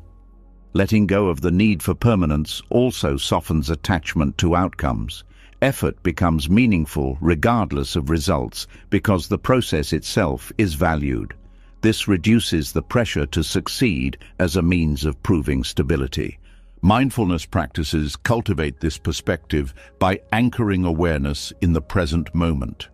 Each breath, each sensation, each thought is observed as it arises and fades. This direct experience of change trains the mind to accept impermanence not as an abstract concept, but as a lived reality. Nature offers similar lessons. Seasons shift, weather fluctuates, landscapes evolve. Observing these patterns reminds you that transformation is not a personal failure. It is the rhythm of existence. Creativity often flourishes when impermanence is embraced. Without the need to preserve everything exactly as it is, you allow experimentation and renewal. You become less afraid of endings because you trust beginnings to follow. There is also a sense of liberation in recognizing that you do not have to hold everything together. Life continues even when plans dissolve. New forms emerge from disruption. This resilience is easier to perceive when you are not clinging to a fixed image of how things should remain. Desire as escape often masks a deeper longing, not for more things, but for reassurance that loss will not erase meaning. When you face impermanence directly, you discover that meaning is not dependent on permanence. It arises from engagement, compassion, and awareness. Spiritual traditions speak of this as freedom from attachment. Attachment is not love or appreciation. It is the demand that what you value must not change. Releasing that demand allows love to coexist with acceptance of transience. Grief becomes less frightening when it is understood as a natural response rather than as a threat. It reflects the depth of connection, not the failure to control. Allowing grief to move through you honors what was meaningful without denying what has changed. As you become more comfortable with impermanence, desire loses its role as a shield. It becomes one aspect of experience rather than a defense mechanism. You can want without being driven, pursue without being desperate. Peace grows from this alignment. You are no longer exhausted from trying to outrun reality. Energy returns because it is not spent on maintaining illusions of stability. You also develop patience with yourself and others. Recognizing that everyone is navigating change reduces harsh judgments. Compassion becomes easier because you see the shared vulnerability underlying human behavior. Life feels less like a race against time and more like a flow you are participating in. Urgency softens into attentiveness. Each moment becomes sufficient because it does not need to last forever to be meaningful. And as acceptance of impermanence deepens, another subtle pattern comes into view. The way the mind, accustomed to constant stimulation and motion, can find peace unfamiliar or even dull, preferring chaos because it feels alive compared to quiet stability. As acceptance of change begins to settle into your awareness, a surprising reaction can appear, not relief, but unease. Without constant struggle, without urgent desires pulling you forward, life can feel strangely flat. The calm you once wished for does not immediately feel comforting. Instead, it can feel unfamiliar, almost empty, as if something important is missing. This reaction reveals how deeply the mind has been shaped by stimulation and tension. An untrained mind becomes accustomed to intensity. Chaos, pressure, drama, and constant activity create a sense of aliveness because they flood the body with energy. When that energy subsides, the contrast can feel like loss rather than peace. Stillness does not excite the senses in the same way, so it is interpreted as dull. Restlessness is not simply impatience, it is a learned state. Over time, the nervous system adapts to high levels of stimulation. Fast-paced environments, endless information, emotional highs and lows, these conditions recalibrate what feels normal. When stimulation decreases, the system searches for it, just as a body accustomed to noise struggles in silence. Buddhist reflections describe this as the monkey mind, constantly jumping from thought to thought, sensation to sensation, unable to settle. The mind seeks novelty because novelty interrupts the discomfort of stillness. It would rather chase something new than remain with what is already present. Peace feels boring to an untrained mind because peace lacks urgency.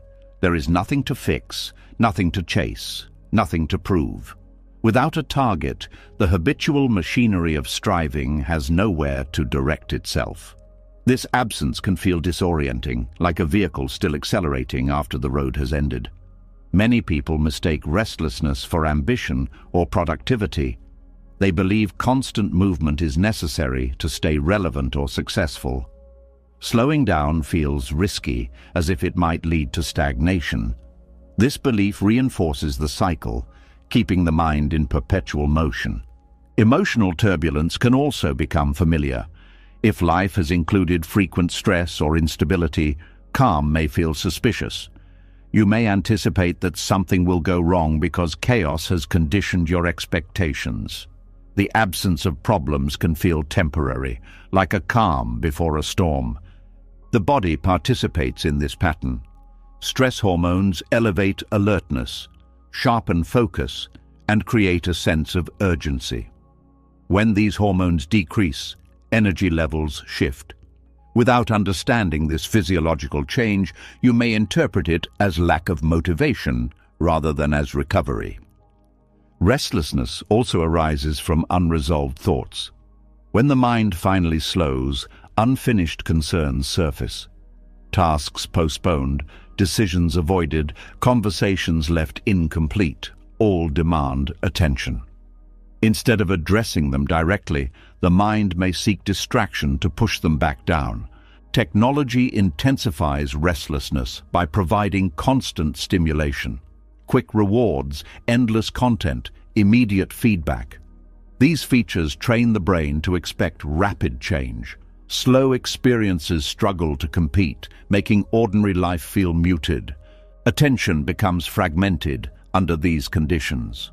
Focusing on a single activity for an extended period feels difficult because the brain expects novelty. Multitasking becomes habitual even when unnecessary, preventing deep engagement. Boredom, often feared, is actually a gateway to creativity and insight. When external input decreases, the mind begins to generate its own material. Ideas emerge, memories resurface, connections form. Avoiding boredom deprives you of this natural process. Training the mind involves gradually increasing tolerance for stillness. Short periods of quiet reflection, mindful breathing, or focused activity rebuild the capacity to remain present without stimulation. At first, discomfort may intensify because the contrast is stark. Patience is essential because conditioning does not dissolve instantly. The mind may resist by creating new worries, fantasies, or impulses. Observing these reactions without judgment weakens their hold.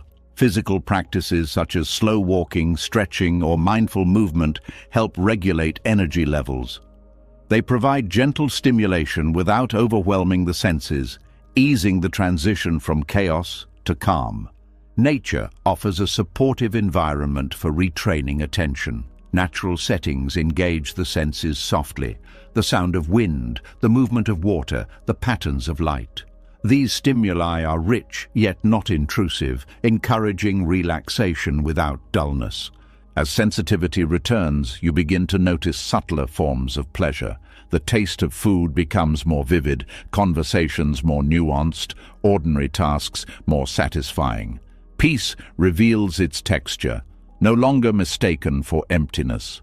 Emotional stability grows from this awareness. Without constant highs and lows, feelings become easier to navigate. You respond rather than react because you are not overstimulated. Relationships improve when restlessness decreases. You can be present without needing entertainment or distraction. Silence shared with another person becomes comfortable rather than awkward. Productivity also changes. Instead of frantic activity, you work with sustained focus. Quality replaces quantity because attention is not scattered. The fear of missing out diminishes as you appreciate depth over variety. You realize that meaningful experiences do not require constant novelty. Repetition can be enriching when approached with awareness. Restlessness often masks fear of confronting deeper questions: purpose, mortality, meaning. When activity slows, these questions surface. Facing them can lead to clarity, but avoidance keeps the mind circling the surface. Buddhist teachings encourage seeing restlessness as a signal rather than as an enemy. It indicates areas where attention is fragmented or where unresolved issues persist. Listening to it reveals what requires care. Compassion toward yourself is crucial. Judging restlessness as failure only adds tension. Recognizing it as a conditioned response allows gentleness and curiosity. Over time, calm becomes familiar. The body learns that safety does not require constant alertness. The mind discovers that peace contains richness not immediately obvious. Joy emerges in quieter forms: contentment, appreciation, connection. These forms are less dramatic but more sustainable. They do not depend on external conditions. You also develop resilience to stress. Because calm is accessible, disturbances do not destabilize you as easily. You recover more quickly because your baseline is stable. The perception of time shifts as well. Without constant urgency, moments feel fuller. You are not rushing through life to reach the next milestone. You are inhabiting it. Training the mind does not eliminate desire or ambition. It aligns them with awareness. You pursue goals without sacrificing peace, because peace is no longer seen as incompatible with action. This transformation reveals that chaos was never necessary to feel alive. Aliveness comes from presence, not from intensity. The mind learns to rest without losing vitality. And as restlessness softens into steadiness, another subtle tendency becomes visible: the way even spiritual growth and self-improvement can become new objects of craving, pursued with the same urgency that once fueled material desires. As the mind becomes calmer and less driven by chaos, a new temptation can quietly appear. The desire to secure this calm, to hold on to it, to turn peace itself into something to achieve and possess. What once was a release from striving can slowly become another form of striving. The search for freedom transforms into a new kind of pressure, subtle but persistent, because now the goal is not material success, but inner perfection. There is a paradox hidden in the path of growth. The very tools meant to free you from craving can become objects of craving themselves. Meditation becomes a performance. Wisdom becomes a status symbol. Detachment becomes something to display rather than something to live. Without noticing, the mind replaces one set of desires with another that appears more refined. Spiritual materialism is the tendency to treat personal development, healing, or enlightenment as acquisitions. Instead of collecting possessions, you collect experiences, insights, practices, and identities that signal progress. These collections may not occupy physical space, but they occupy psychological space just as strongly. Buddhist reflections warn that the ego is adaptable. It can use any narrative to reinforce itself, even the narrative of transcendence. You may begin with a sincere wish to understand suffering, but gradually the desire to be seen as wise, calm, or awakened can take over. The identity of the seeker becomes as rigid as the identities you tried to move beyond. This shift often happens subtly. You may start comparing your level of awareness with others, measuring who is more mindful, more disciplined, more detached. The same patterns of comparison that once applied to success or possessions now apply to spirituality. Practices meant to cultivate humility can become sources of pride. You might feel superior for your discipline, your knowledge, your restraint. This pride is difficult to detect because it hides behind virtuous language, yet it creates distance from others and from your own authentic experience. Another form of spiritual materialism is the pursuit of extraordinary states. Moments of deep peace, clarity, or insight can feel transformative, and the mind naturally wants to repeat them. Chasing these states can lead to disappointment because they are not permanent. When they fade, you may feel as though something is wrong, even though fluctuation is natural. This pursuit can also detach you from ordinary life. You may begin to see daily responsibilities as obstacles to growth rather than as part of it. Relationships, work, and mundane tasks can feel less meaningful compared to peak experiences, creating imbalance. Buddhist teachings emphasize integration rather than escape. The purpose of practice is not to live in a separate realm of calm, but to bring awareness into every aspect of life. Enlightenment is not a destination to reach, but a way of relating to experience. Spiritual materialism often involves accumulating information without transformation. Reading, listening, attending workshops, these activities can create the illusion of progress. Knowledge becomes a substitute for practice, providing comfort without requiring change. The mind enjoys this because it maintains control. Genuine transformation involves uncertainty, vulnerability, and letting go of familiar patterns. Intellectual understanding alone does not threaten the ego in the same way. Another sign of this tendency is constant searching for the perfect method. You move from one practice to another, believing that the next one will finally deliver lasting peace. This movement mirrors the earlier pattern of seeking satisfaction through external means. Patience becomes difficult because progress is measured by intensity rather than by depth.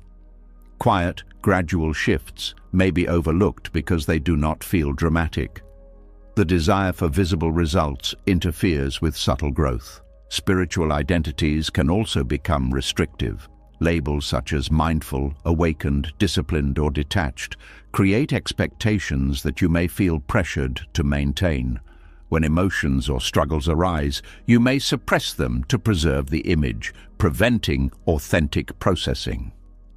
Authenticity requires acknowledging imperfection. Growth does not eliminate human vulnerability. It changes your relationship with it. Pretending to be beyond difficulty creates internal conflict because it denies reality. Buddhist reflections encourage humility as an antidote.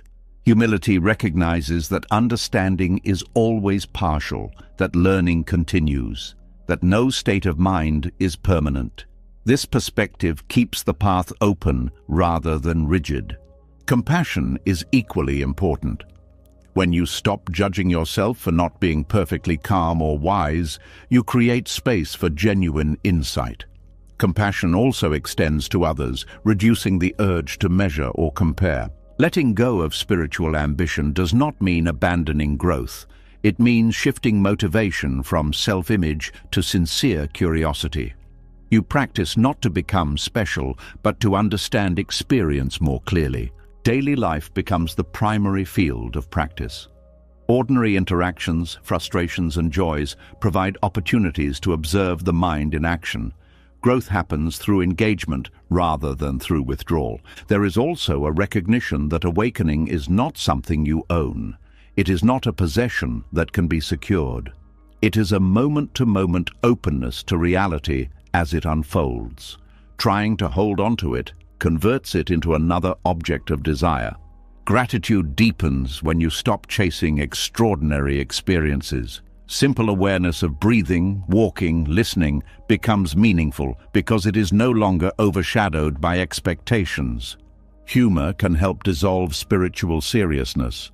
Taking the path too rigidly can create tension.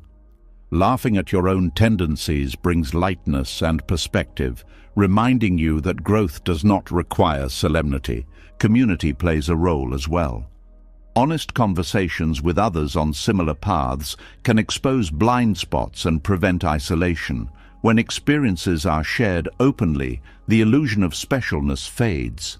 Service shifts attention outward.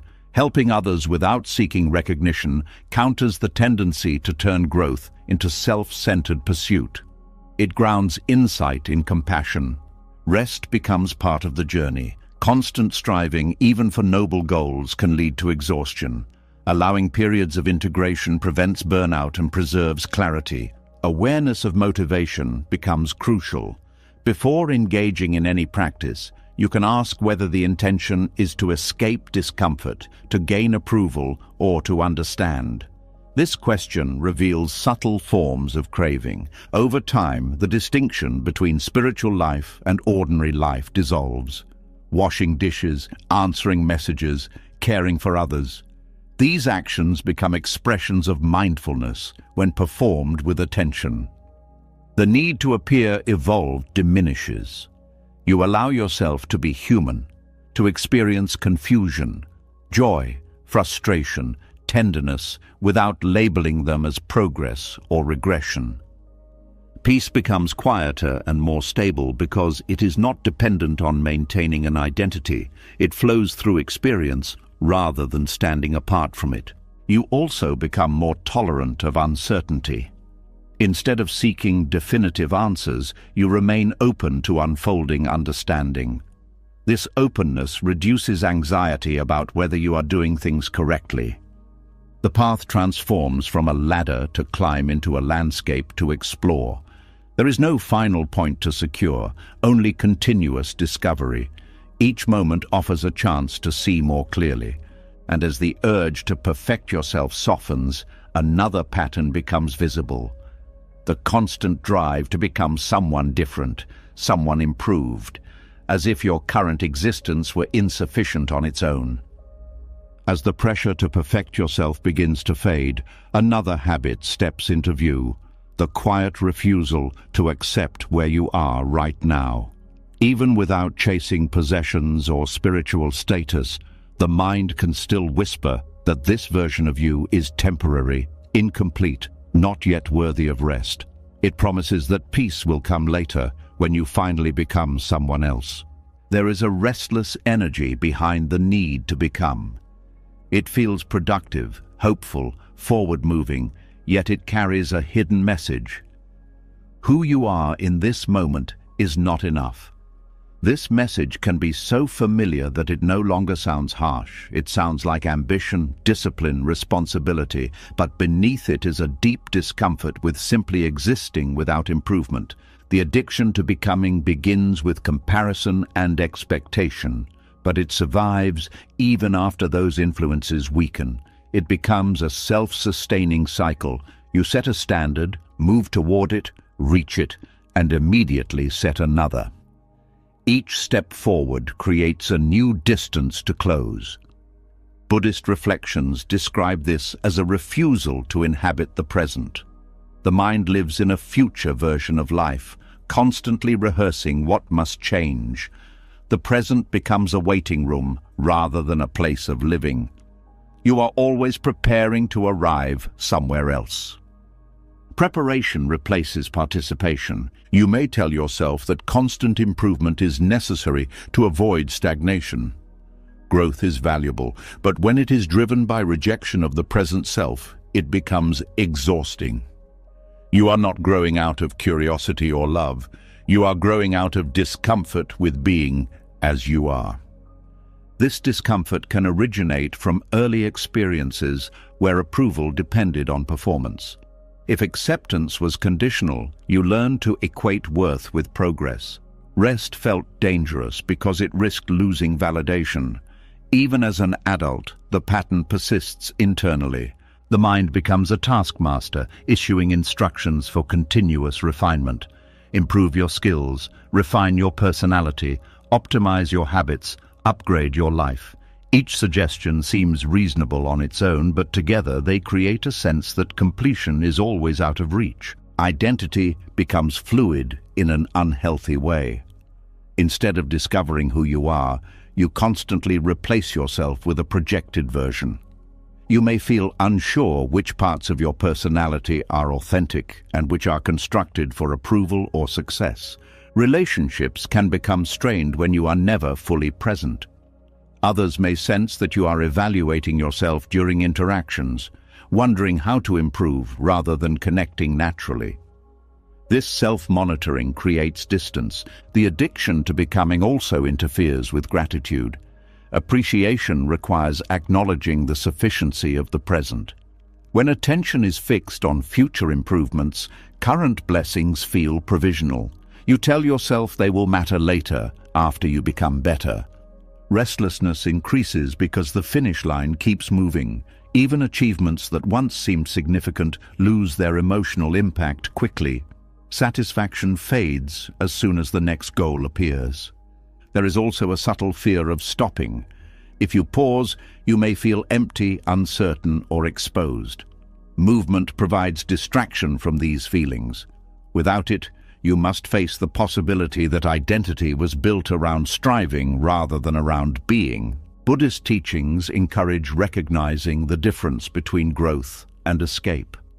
Growth arises from curiosity and compassion, while escape arises from dissatisfaction and fear. When you examine your motivation, you may discover how often the urge to become was an attempt to outrun discomfort. Presence offers an alternative. Presence does not deny the value of improvement. It balances it with acceptance. You work toward change while honoring the reality of where you stand. This balance reduces internal conflict. Acceptance is often misunderstood as passivity. In truth, it is clarity. When you accept your current state, you see it accurately without distortion from shame or denial. This clarity allows effective action because it is grounded in reality rather than in fantasy. Self-compassion becomes essential. Instead of treating yourself as a project to fix, you treat yourself as a person to understand. Compassion softens the harsh inner voice that insists you must become someone else to be worthy. Mindfulness practices help anchor attention in the present moment. When you observe sensations, thoughts, and emotions as they arise, you experience life directly rather than through the lens of improvement. This direct experience reveals that the present is not empty. It is full of subtle detail. Creative expression can also shift focus from becoming to being. Creating something for its own sake, without measuring its value, reconnects you with intrinsic motivation. The process matters more than the outcome. Nature provides another reminder. Trees do not rush to grow. They respond to conditions. Seasons unfold without urgency. Observing these patterns helps recalibrate your sense of time and progress. Relationships deepen when you allow yourself to be seen as you are rather than as you hope to be. Vulnerability invites connection because it signals authenticity. Others feel less pressure to perform as well. Letting go of constant becoming does not eliminate aspiration, it refines it.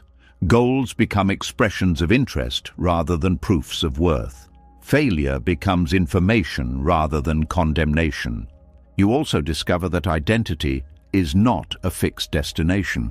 It is a process shaped by experience, reflection, and choice. Trying to finalize it prematurely creates tension. Allowing it to evolve naturally reduces pressure. Peace emerges when you stop negotiating with yourself about when you will be allowed to feel okay. Instead of postponing acceptance, you extend it to the present moment. This does not freeze you in place, it stabilizes you. From stability, action becomes more effective because it is not driven by panic. Decisions are guided by values rather than by insecurity. You respond to opportunities instead of chasing validation. Joy returns in quieter forms. Activities that once felt ordinary regain meaning because they are not overshadowed by self-criticism. You experience them directly rather than as steps towards something else.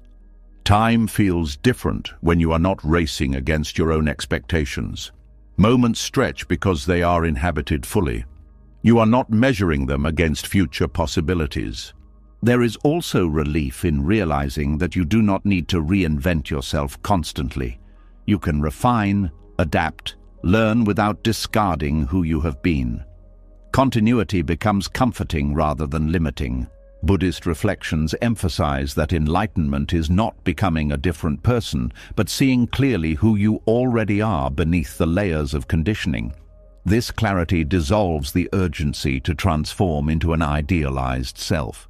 The present becomes sufficient, not because it is perfect, but because it is real. You engage with it as it is, rather than as a stepping stone to somewhere else. And as the compulsion to become relaxes into acceptance, another realization surfaces, that even when you achieve what you once believed would complete you, a subtle emptiness can remain, revealing that success alone cannot provide inner fulfillment. As the urge to constantly reinvent yourself begins to settle, a quiet question can surface. If becoming someone else was never the answer, why did achieving so much still fail to bring lasting peace? There is a moment when the noise of striving fades and you are left alone with what you worked so hard to obtain, only to discover that the feeling you expected is not there. The success is real, the recognition is real, yet something inside remains untouched. There is a particular kind of emptiness that does not come from failure, but from accomplishment. It appears after goals are reached, after milestones are celebrated, after the effort finally pays off. Instead of relief, there is silence. Instead of fulfillment, there is a subtle question. Was this all it was supposed to be? Achievement creates a powerful narrative. It promises closure, validation, and resolution. You believe that once you arrive, uncertainty will disappear, but arrival often reveals that the inner landscape has not changed as much as expected. External circumstances shifted, but the mind remains restless. Buddhist reflections explain that success cannot resolve inner confusion because it operates on a different level. Achievement addresses conditions outside the self: status, resources, recognition. Inner clarity requires understanding the nature of desire, identity, and suffering. Without that understanding, success becomes another environment in which the same patterns continue. The emptiness behind achievement often surprises people because it contradicts cultural messages. Society teaches that success equals happiness, that hard work guarantees fulfillment. When this equation fails, individuals may feel ashamed or ungrateful, believing something is wrong with them. This shame can lead to deeper isolation. You may hesitate to express dissatisfaction because others assume you should be satisfied. Gratitude becomes performative rather than genuine, masking confusion rather than resolving it. One reason success feels hollow is that it does not address emotional needs formed earlier in life. Recognition cannot replace belonging, wealth cannot replace love, status cannot replace self-acceptance. These needs operate independently of accomplishment. Achievement can also create new pressures. Once you reach a certain level, expectations increase. You must maintain performance, protect reputation, justify your position. The fear of losing what you gained can overshadow the joy of having it. Identity may become entangled with success. You define yourself by your role or accomplishments, making it difficult to separate who you are from what you do. When challenges arise, they feel like threats to existence rather than as normal fluctuations. Relationships can shift under the weight of success. Some connections become transactional, influenced by status or opportunity.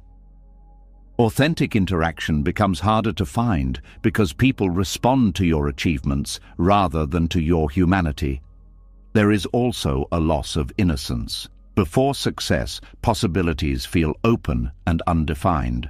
After success, paths narrow because you are expected to continue in the same direction. Freedom decreases as responsibility increases. Buddhist teachings emphasize that fulfillment comes from clarity about the nature of experience, not from manipulating external conditions. Clarity involves seeing thoughts, emotions, and desires without identifying with them completely. It reveals that peace is not produced by events, but by awareness. When inner clarity is absent, success amplifies confusion rather than resolving it. You have more resources to pursue distractions, more opportunities to reinforce patterns, more pressure to sustain an image. Without grounding, expansion can feel destabilizing. Another factor is adaptation. Humans adjust quickly to improved circumstances. What once felt extraordinary becomes normal. This adaptation protects against complacency, but also reduces the emotional impact of achievement. Satisfaction fades as novelty diminishes. Pleasure derived from success is often tied to comparison. Being ahead, recognized, admired produces a temporary high, but comparison is unstable because it depends on others' positions. When someone surpasses you, the high dissolves. Meaning differs from pleasure. Pleasure is immediate and sensory, while meaning is enduring and contextual. Success may provide pleasure but not meaning unless it aligns with values and contributes to something beyond personal gain. Service often restores meaning because it shifts attention outward. Using resources or influence to support others reconnects achievement with purpose. Without this connection, success can feel self-referential and empty. Inner clarity also involves confronting vulnerability. Success can create an illusion of invulnerability, discouraging introspection.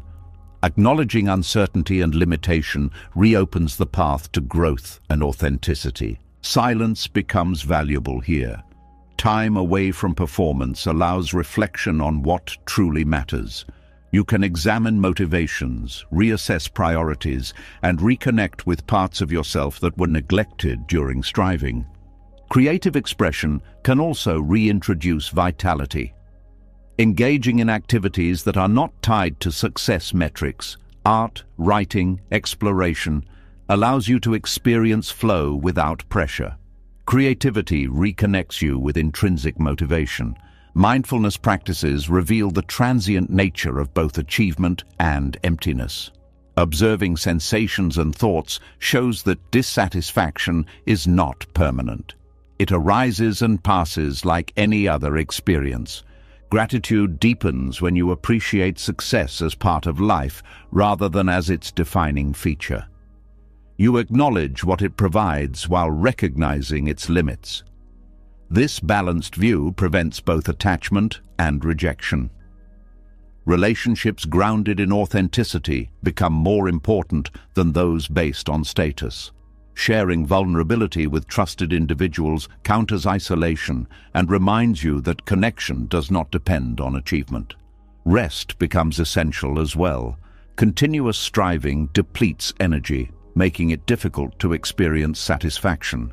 Allowing recovery supports clarity and emotional balance. Buddhist reflections often point to the middle path, avoiding extremes of indulgence and denial.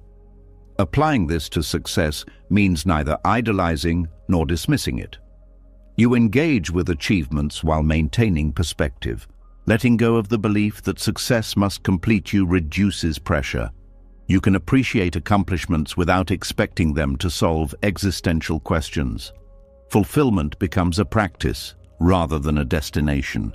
Self-inquiry helps uncover what you truly seek. Beneath goals may lie desires for safety, belonging, respect, or freedom. Addressing these needs directly is more effective than hoping success will satisfy them indirectly. Time spent in nature can recalibrate priorities. Natural environments operate independently of human hierarchies, reminding you that worth is not measured by titles or possessions. Physical well-being also influences perception. Exhaustion can amplify emptiness, while balance supports resilience. Caring for the body is part of cultivating clarity. Spiritual exploration may shift from seeking peak experiences to understanding ordinary awareness. Insight arises not only in dramatic moments, but in sustained attention to everyday life. As clarity develops, success becomes integrated rather than dominant. It occupies its place without overshadowing other dimensions of existence. You can enjoy it without being defined by it. Peace begins to emerge from alignment rather than from accumulation. When actions reflect values, satisfaction grows naturally. The need for external validation decreases. You may also discover that emptiness itself carries information. It signals that something essential has been overlooked: connection, authenticity, purpose. Listening to it guides adjustment rather than avoidance. Forgiveness plays a role in releasing attachment to expectations.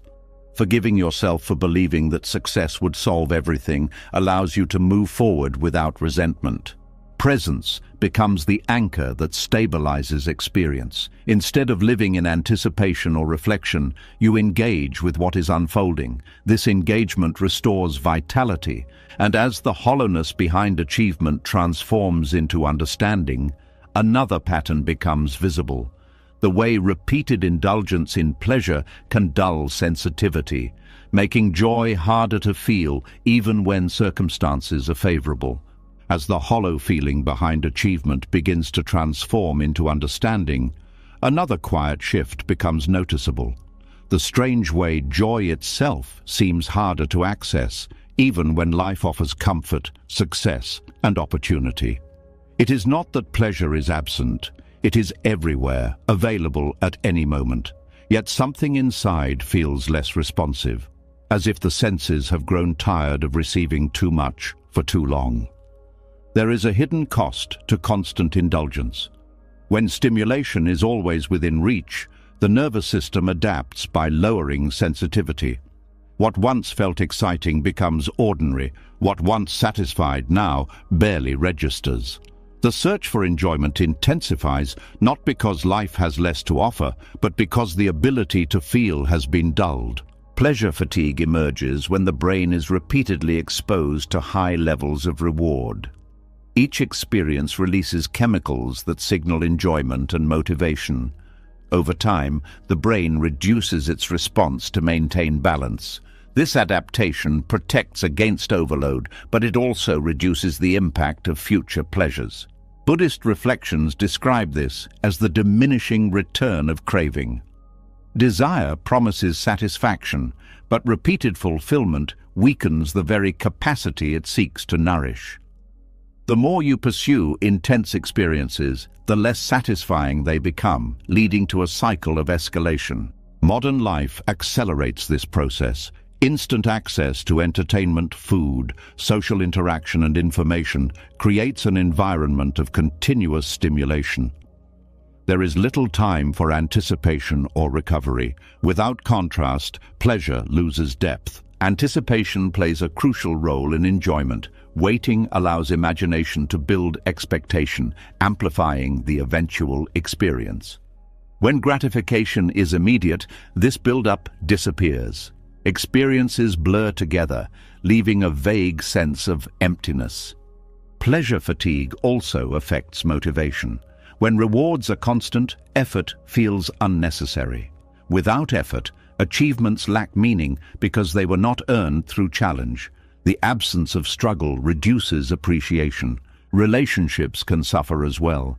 Constant exposure to idealized interactions through media may dull satisfaction with ordinary human connection.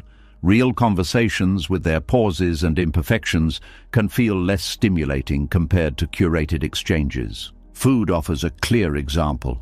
Highly processed flavors overwhelm natural taste perception. Simple meals that once felt nourishing may seem bland in comparison. Returning to balance requires retraining the palate, allowing sensitivity to recover. Sleep can be affected too. Stimulation late into the night disrupts natural rhythms, reducing restorative rest. Fatigue then increases reliance on quick pleasures to compensate, reinforcing the cycle. Pleasure fatigue often coexists with emotional numbness. When sensitivity decreases, not only joy but also subtle feelings become harder to detect. Life feels flatter, less vibrant, even if objectively comfortable. Buddhist teachings encourage moderation as a path to restoring balance. Limiting excessive indulgence allows the nervous system to recalibrate.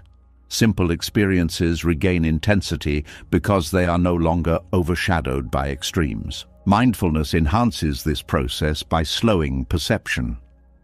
When you eat, listen or observe with full attention, details become vivid again.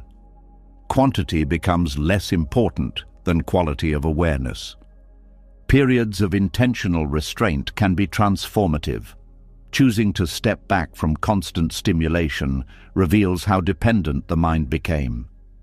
Discomfort may arise initially, but it signals the beginning of recovery. Nature offers a gentle reintroduction to balanced pleasure. Natural environments stimulate the senses without overwhelming them. The sound of water, the texture of air, the rhythm of movement provide subtle satisfaction that rebuilds sensitivity. Physical activity also helps reset the system. Movement releases tension and improves mood without relying on artificial rewards. Effort followed by rest creates a healthy cycle of stimulation and recovery. Creative pursuits restore intrinsic motivation. Creating something from nothing engages attention deeply, producing satisfaction independent of external rewards. The process itself becomes fulfilling. Social connection grounded in authenticity counters superficial stimulation. Genuine interaction involves presence, empathy, and unpredictability, offering depth that cannot be replicated by quick exchanges. Gratitude practices shift focus from intensity to appreciation.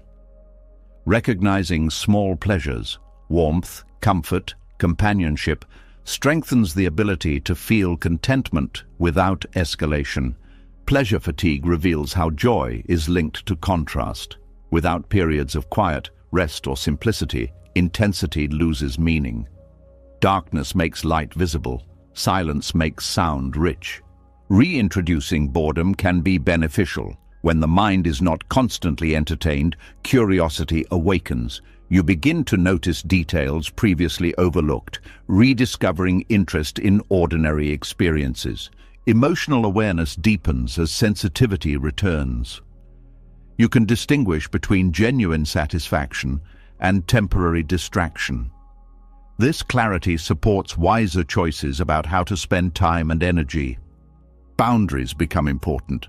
Limiting exposure to overstimulating environments protects balance. You learn to choose experiences that nourish rather than exhaust. Buddhist reflections emphasize that joy arises from alignment rather than from accumulation. When actions match values and awareness is present, satisfaction emerges naturally. It does not require constant novelty. Patience is essential because recovery is gradual. The brain and body need time to adjust. Initial restlessness does not mean failure. It reflects the fading of old patterns. Over time, the range of emotional experience expands. You can feel both subtle pleasure and deeper contentment. Life regains texture because sensitivity has been restored. This renewed sensitivity also enhances resilience. Challenges feel manageable because they are not layered with chronic numbness.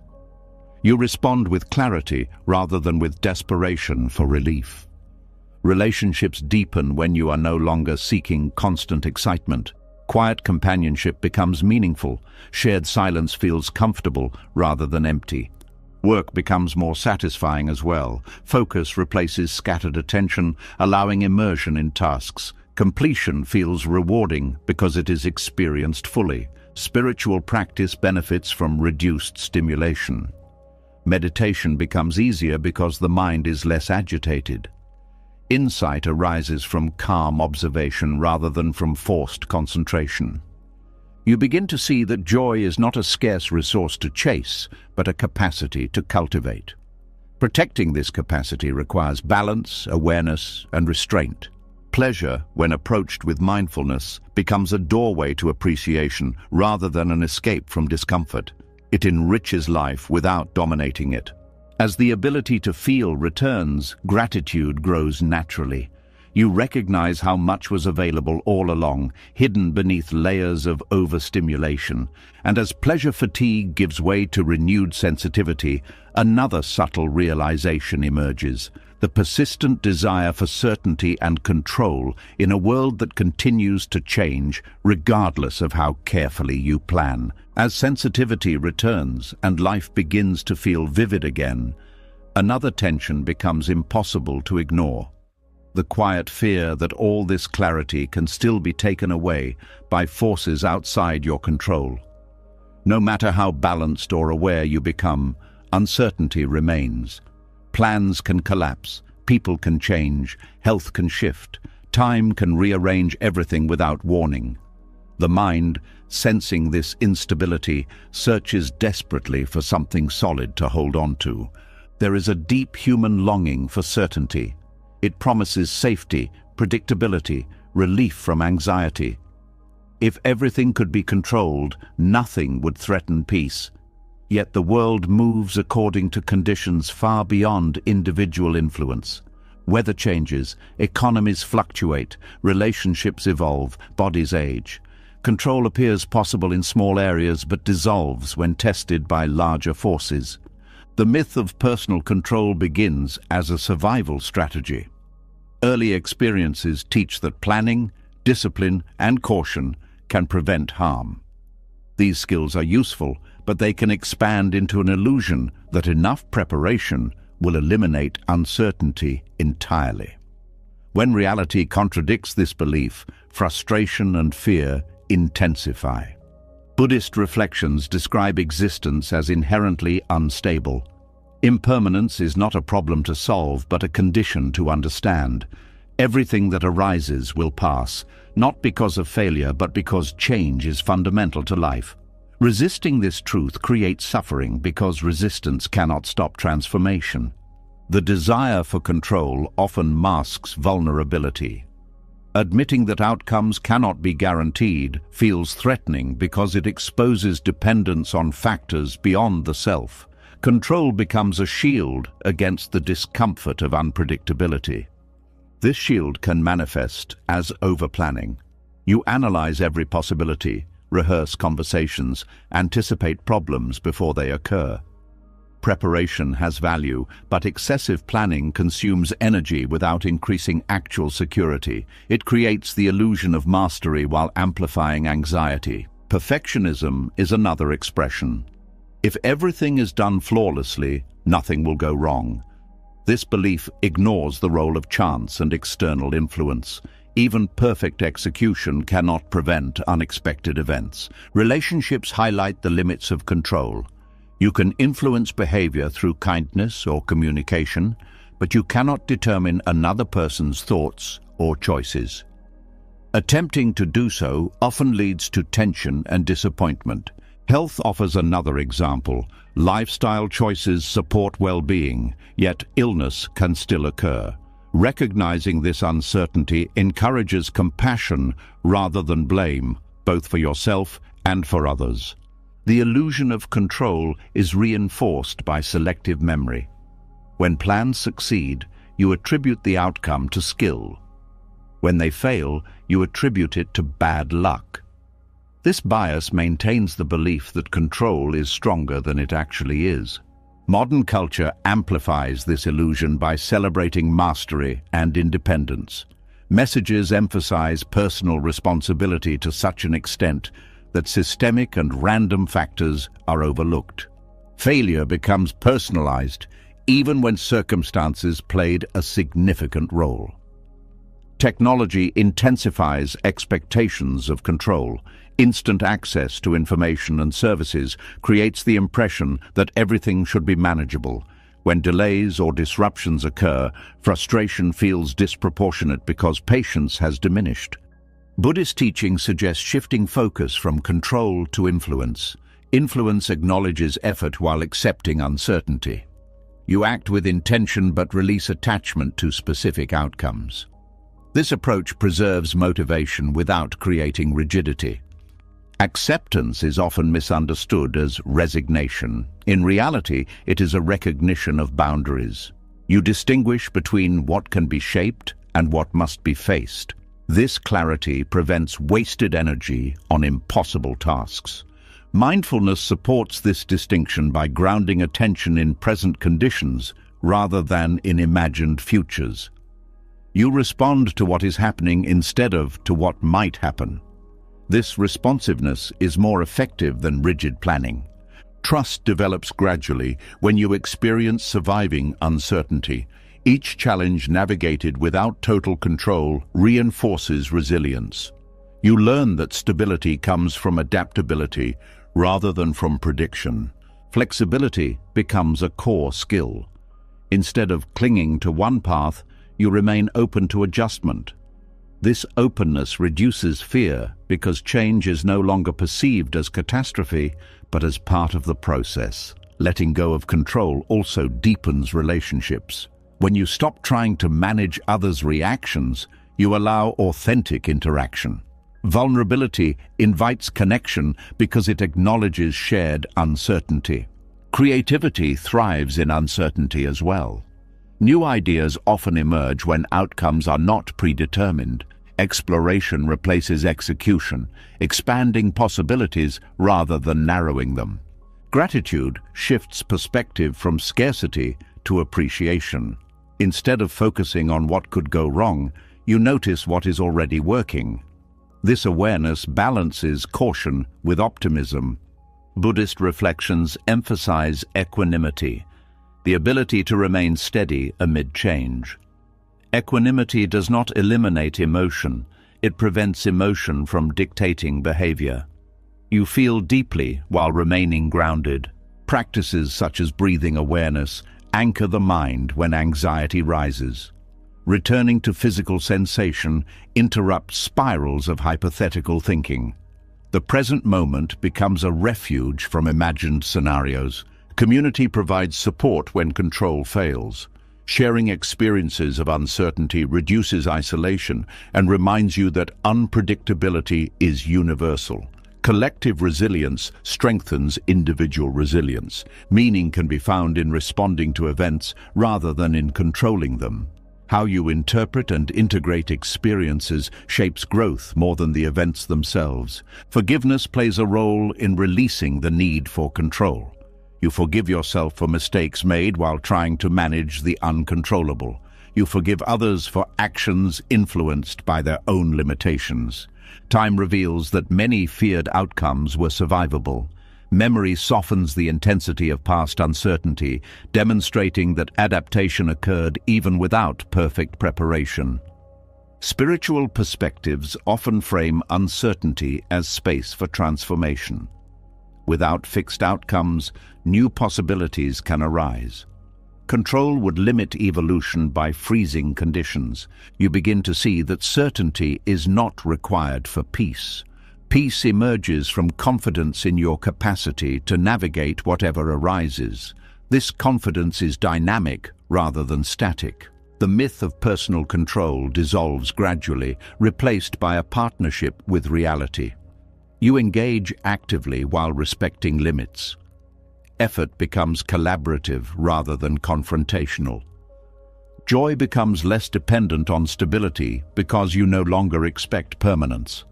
You appreciate experiences without needing them to last forever. This appreciation reduces fear of loss. Presence deepens as attention shifts from managing the future to experiencing the present. Moments feel richer because they are not overshadowed by contingency planning. Resilience grows through exposure to manageable uncertainty. Each adaptation builds trust in your ability to cope. Fear decreases because uncertainty is no longer unfamiliar. Buddhist teachings describe liberation as freedom from attachment to outcomes. When you release the demand for certainty, suffering decreases because disappointment has less to attach to. You still set goals and make plans, but with lighter attachment. Success is welcomed, failure is integrated, both are seen as transient. Identity remains stable because it is not tied to results. Compassion for others increases when you recognize that everyone navigates unpredictability. Judgment softens because control is understood as limited. Humility replaces arrogance. You acknowledge the role of chance, support, and timing in achievements. Gratitude replaces entitlement. As acceptance of uncertainty settles into wisdom, another subtle habit becomes visible. The tendency to cling not only to control, but also to the familiar patterns of thinking that created suffering in the first place, even when freedom is possible. As the illusion of control begins to loosen, a deeper discomfort can rise from beneath it, the unsettling possibility that even if life could be managed perfectly, it might still feel empty without a clear sense of meaning. When certainty fades, silence follows. And in that silence, the mind confronts questions it has been avoiding for years. Questions about purpose, about direction, about whether all the striving was pointing anywhere at all. There is a reason desire feels urgent. It keeps the mind occupied, moving, chasing, planning. As long as there is something to want, there is no need to sit with the unsettling thought that nothing external can fully answer the question of why you are here. Desire becomes a distraction from existential uncertainty. The fear of meaninglessness is rarely spoken aloud, yet it shapes behavior quietly. It appears in the constant search for goals, achievements, experiences, relationships, possessions. Each new pursuit promises significance, a sense that life is moving towards something important. Without these pursuits, stillness might reveal a frightening absence of direction. Buddhist reflections describe this as a fundamental misunderstanding. Meaning is not something hidden outside waiting to be discovered through accumulation. It emerges from awareness, compassion, and engagement with reality. When life is lived unconsciously, even extraordinary circumstances feel hollow because they are not truly experienced. Desire fills time so that reflection never has space to unfold. If every moment is occupied with planning the next acquisition or improvement, there is no opportunity to ask deeper questions. Activity replaces inquiry. This pattern often begins early. Children learn that approval comes from achievement, that busyness signals value. As adults, idleness can feel uncomfortable because it challenges the belief that worth depends on productivity. Silence becomes threatening because it removes distractions. Without noise, thoughts about mortality, purpose, and identity surface. Desire offers a quick escape by redirecting attention outward. Consumer culture amplifies this dynamic by presenting endless options for fulfillment. Advertising suggests that happiness and meaning can be purchased, upgraded, customized. The promise is seductive because it simplifies complex emotional needs into tangible solutions. Yet satisfaction fades quickly, revealing that the underlying questions remain unanswered. The cycle repeats with new objects, new goals, new experiences, each providing temporary relief. Social comparison intensifies fear of meaninglessness. Observing others' achievements creates pressure to prove that your life matters too. Instead of exploring what feels authentic, you pursue what appears impressive. Buddhist teachings encourage turning toward discomfort rather than away from it. Facing existential questions directly allows insight to develop. Meaning is not found through avoidance, but through honest engagement. Meditation is one method of encountering these questions without panic. Sitting quietly reveals the mind's tendency to generate desires whenever stillness appears. Observing this process reduces its power. Meaning often arises from connection rather than from accomplishment. Relationships grounded in empathy and presence provide a sense of belonging that external success cannot replicate. Service also contributes to meaning by shifting focus from self-centered concerns to shared humanity. Helping others creates purpose because it aligns action with compassion. Creative expression offers another path. Creating something meaningful, even on a small scale, affirms the ability to shape experience rather than merely consume it. Art, writing, building, teaching, these acts generate significance through participation. Nature can evoke a sense of perspective. Observing vast landscapes or intricate ecosystems reminds you that life extends beyond individual narratives. This awareness can be humbling, but also comforting. Gratitude transforms perception by highlighting what already exists rather than what is missing. Appreciating simple experiences counters the belief that meaning must be grand or dramatic. Buddhist reflections emphasize impermanence as a source of meaning rather than as a threat. Because everything changes, each moment becomes precious. Awareness of transience intensifies appreciation. Identity plays a role as well. When identity is tied to roles or achievements, losing them threatens meaning. Developing a sense of self grounded in values rather than in positions provides stability. Values act as internal guides. They shape decisions independent of external validation. Living according to values creates coherence between intention and action, which fosters meaning. Existential fear often decreases when you recognize that uncertainty is universal. Everyone navigates life without complete answers. Shared vulnerability can be a source of connection rather than isolation. Humor helps lighten the weight of existential concerns. Laughing at the absurdity of trying to control or define everything introduces flexibility into rigid thinking. Spiritual perspectives may offer frameworks for understanding purpose beyond individual experience. Whether through religious belief or philosophical inquiry, these perspectives provide context. Presence is perhaps the most direct antidote to fear of meaninglessness. When attention is fully engaged with what is happening now, life feels vivid and significant without needing justification. Moments of simple awareness, breathing, listening, walking, reveal that existence itself has texture and depth. Meaning is not an abstract concept, but a lived experience. The pursuit of legacy can also distract from present meaning. Focusing on how you will be remembered shifts attention away from how you are living now. Impact grows naturally from authentic engagement rather than from calculated attempts at immortality. Forgiveness releases energy trapped in past narratives, freeing attention for current experience. Letting go of resentment opens space for new meaning to emerge. Community provides a sense of shared journey. Participating in collective activities reinforces belonging and reduces the burden of defining purpose alone. Learning for its own sake cultivates curiosity, which generates meaning through exploration.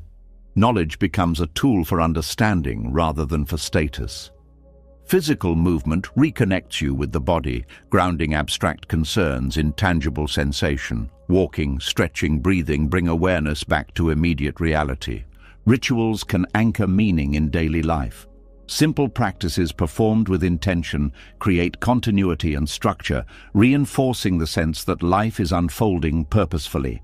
Buddhist teachings highlight compassion for oneself as essential. Harsh self-criticism deepens existential anxiety, while kindness fosters resilience. Over time, you may discover that meaning is not a single answer, but an evolving relationship with experience. It grows as understanding deepens and perspectives shift. Desire loses its urgency when it is no longer needed as a shield against emptiness. Wants become preferences rather than necessities, enriching life without dominating it. Peace emerges from acceptance that some questions may remain open. Living fully despite uncertainty becomes its own form of meaning. As the need to chase meaning through endless desire begins to soften, another hidden belief often reveals itself: the quiet conviction that peace must be earned. Even when you understand that wanting cannot fill the emptiness, a deeper voice insists that rest, acceptance, and self-respect are rewards reserved for a future version of you who has finally proven worthy. Until then, tension remains, as if calm was something to unlock rather than something already available. There is a subtle harshness in conditional self-worth. It sounds like discipline, responsibility, ambition, but beneath it lies a refusal to offer kindness to yourself in the present. You may speak gently to others, forgive their mistakes, encourage their growth, yet treat yourself as a project that must justify its existence. This belief often begins early, shaped by environments where approval depended on performance. Love, attention, or safety may have felt uncertain unless expectations were met.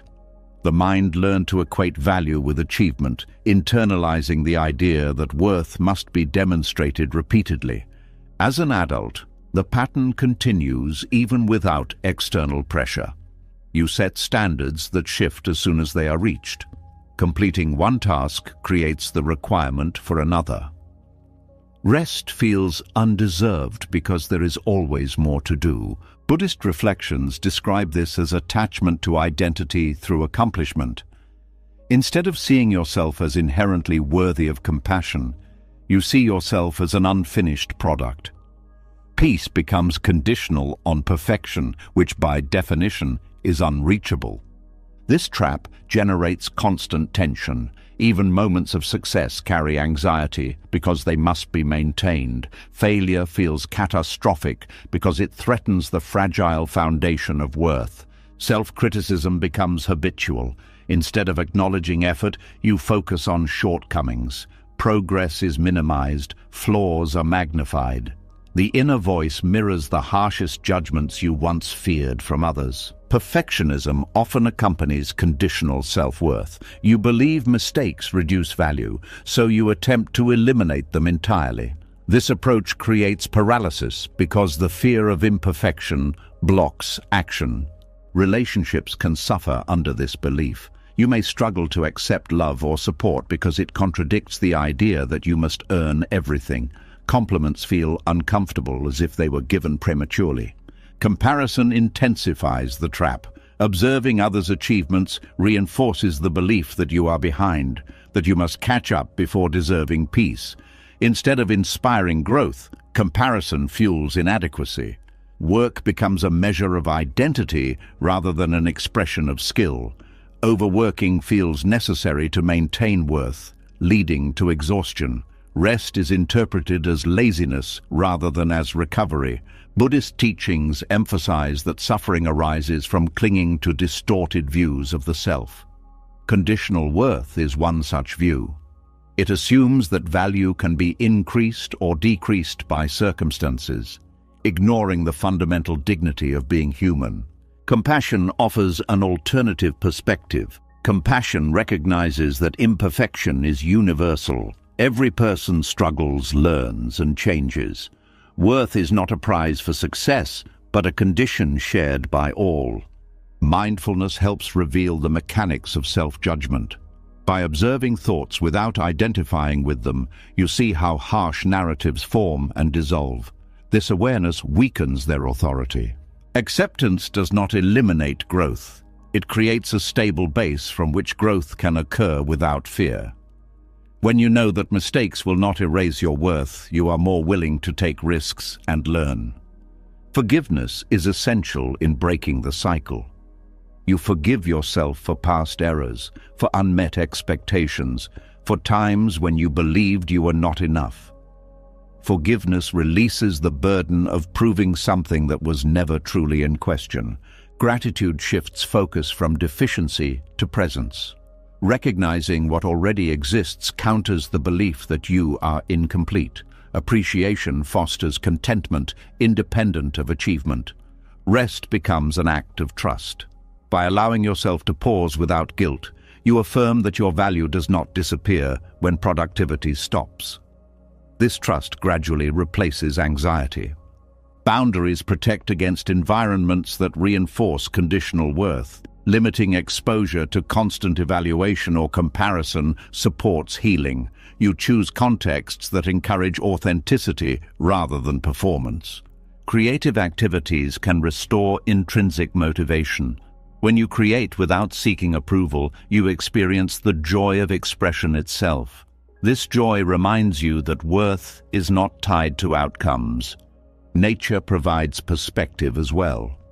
Natural systems do not demand justification for existence. A tree does not prove its worth by growing faster than others. It simply grows according to conditions. Relationships based on mutual respect rather than on achievement reinforce unconditional acceptance. Sharing vulnerability invites others to respond with empathy, dissolving isolation. Service shifts attention outward. Helping others without expecting recognition reveals that value lies in contribution, not in validation. Giving becomes fulfilling in itself. Buddhist reflections highlight the concept of loving kindness, extending goodwill toward yourself and others without conditions. Practicing this attitude softens self-judgment and nurtures peace. Inner dialogue transforms gradually. The critical voice loses dominance as compassionate perspectives gain strength. You learn to speak to yourself as you would to someone you care about deeply. Identity becomes less rigid. Instead of defining yourself by accomplishments, you see yourself as a dynamic process. Growth is ongoing, not a prerequisite for acceptance. Joy returns when pressure decreases. Activities once associated with performance become enjoyable again. Playfulness re-enters life, reminding you that existence includes pleasure as well as responsibility. Resilience increases because setbacks no longer threaten identity. Challenges are seen as experiences rather than as verdicts on worth. Recovery becomes easier. Time feels less urgent when you are not racing to prove yourself. You engage with tasks thoughtfully rather than frantically. Presence replaces panic. Buddhist teachings emphasize that liberation comes from recognizing the emptiness of fixed identities. When you stop clinging to the idea that worth must be earned, you experience freedom from constant evaluation. Peace becomes accessible now, not postponed until a future achievement. You allow yourself to feel calm without justification. This permission feels unfamiliar at first, but gradually becomes natural. You may notice resistance from old habits that equate tension with productivity. Letting go can feel risky because it challenges long-held beliefs. Patience is necessary as new patterns form. Over time, the need for external validation decreases. You trust your own perception of effort and intention. Approval becomes appreciated but not essential. Compassion for others deepens as well. Recognizing your own struggles with conditional worth helps you understand theirs. Empathy replaces judgment. Life becomes less about proving and more about participating. You engage with experiences for their intrinsic value rather than for what they demonstrate about you. You searched for satisfaction in achievement, in pleasure, in becoming someone else, only to discover that the hunger followed you everywhere. Every lesson brought you back to the same quiet truth. Nothing feels enough because the mind was trained to chase, not to rest. Desire promised completion but delivered motion, comparison, fear, and exhaustion. Yet, beneath all that noise, something steady has always been here.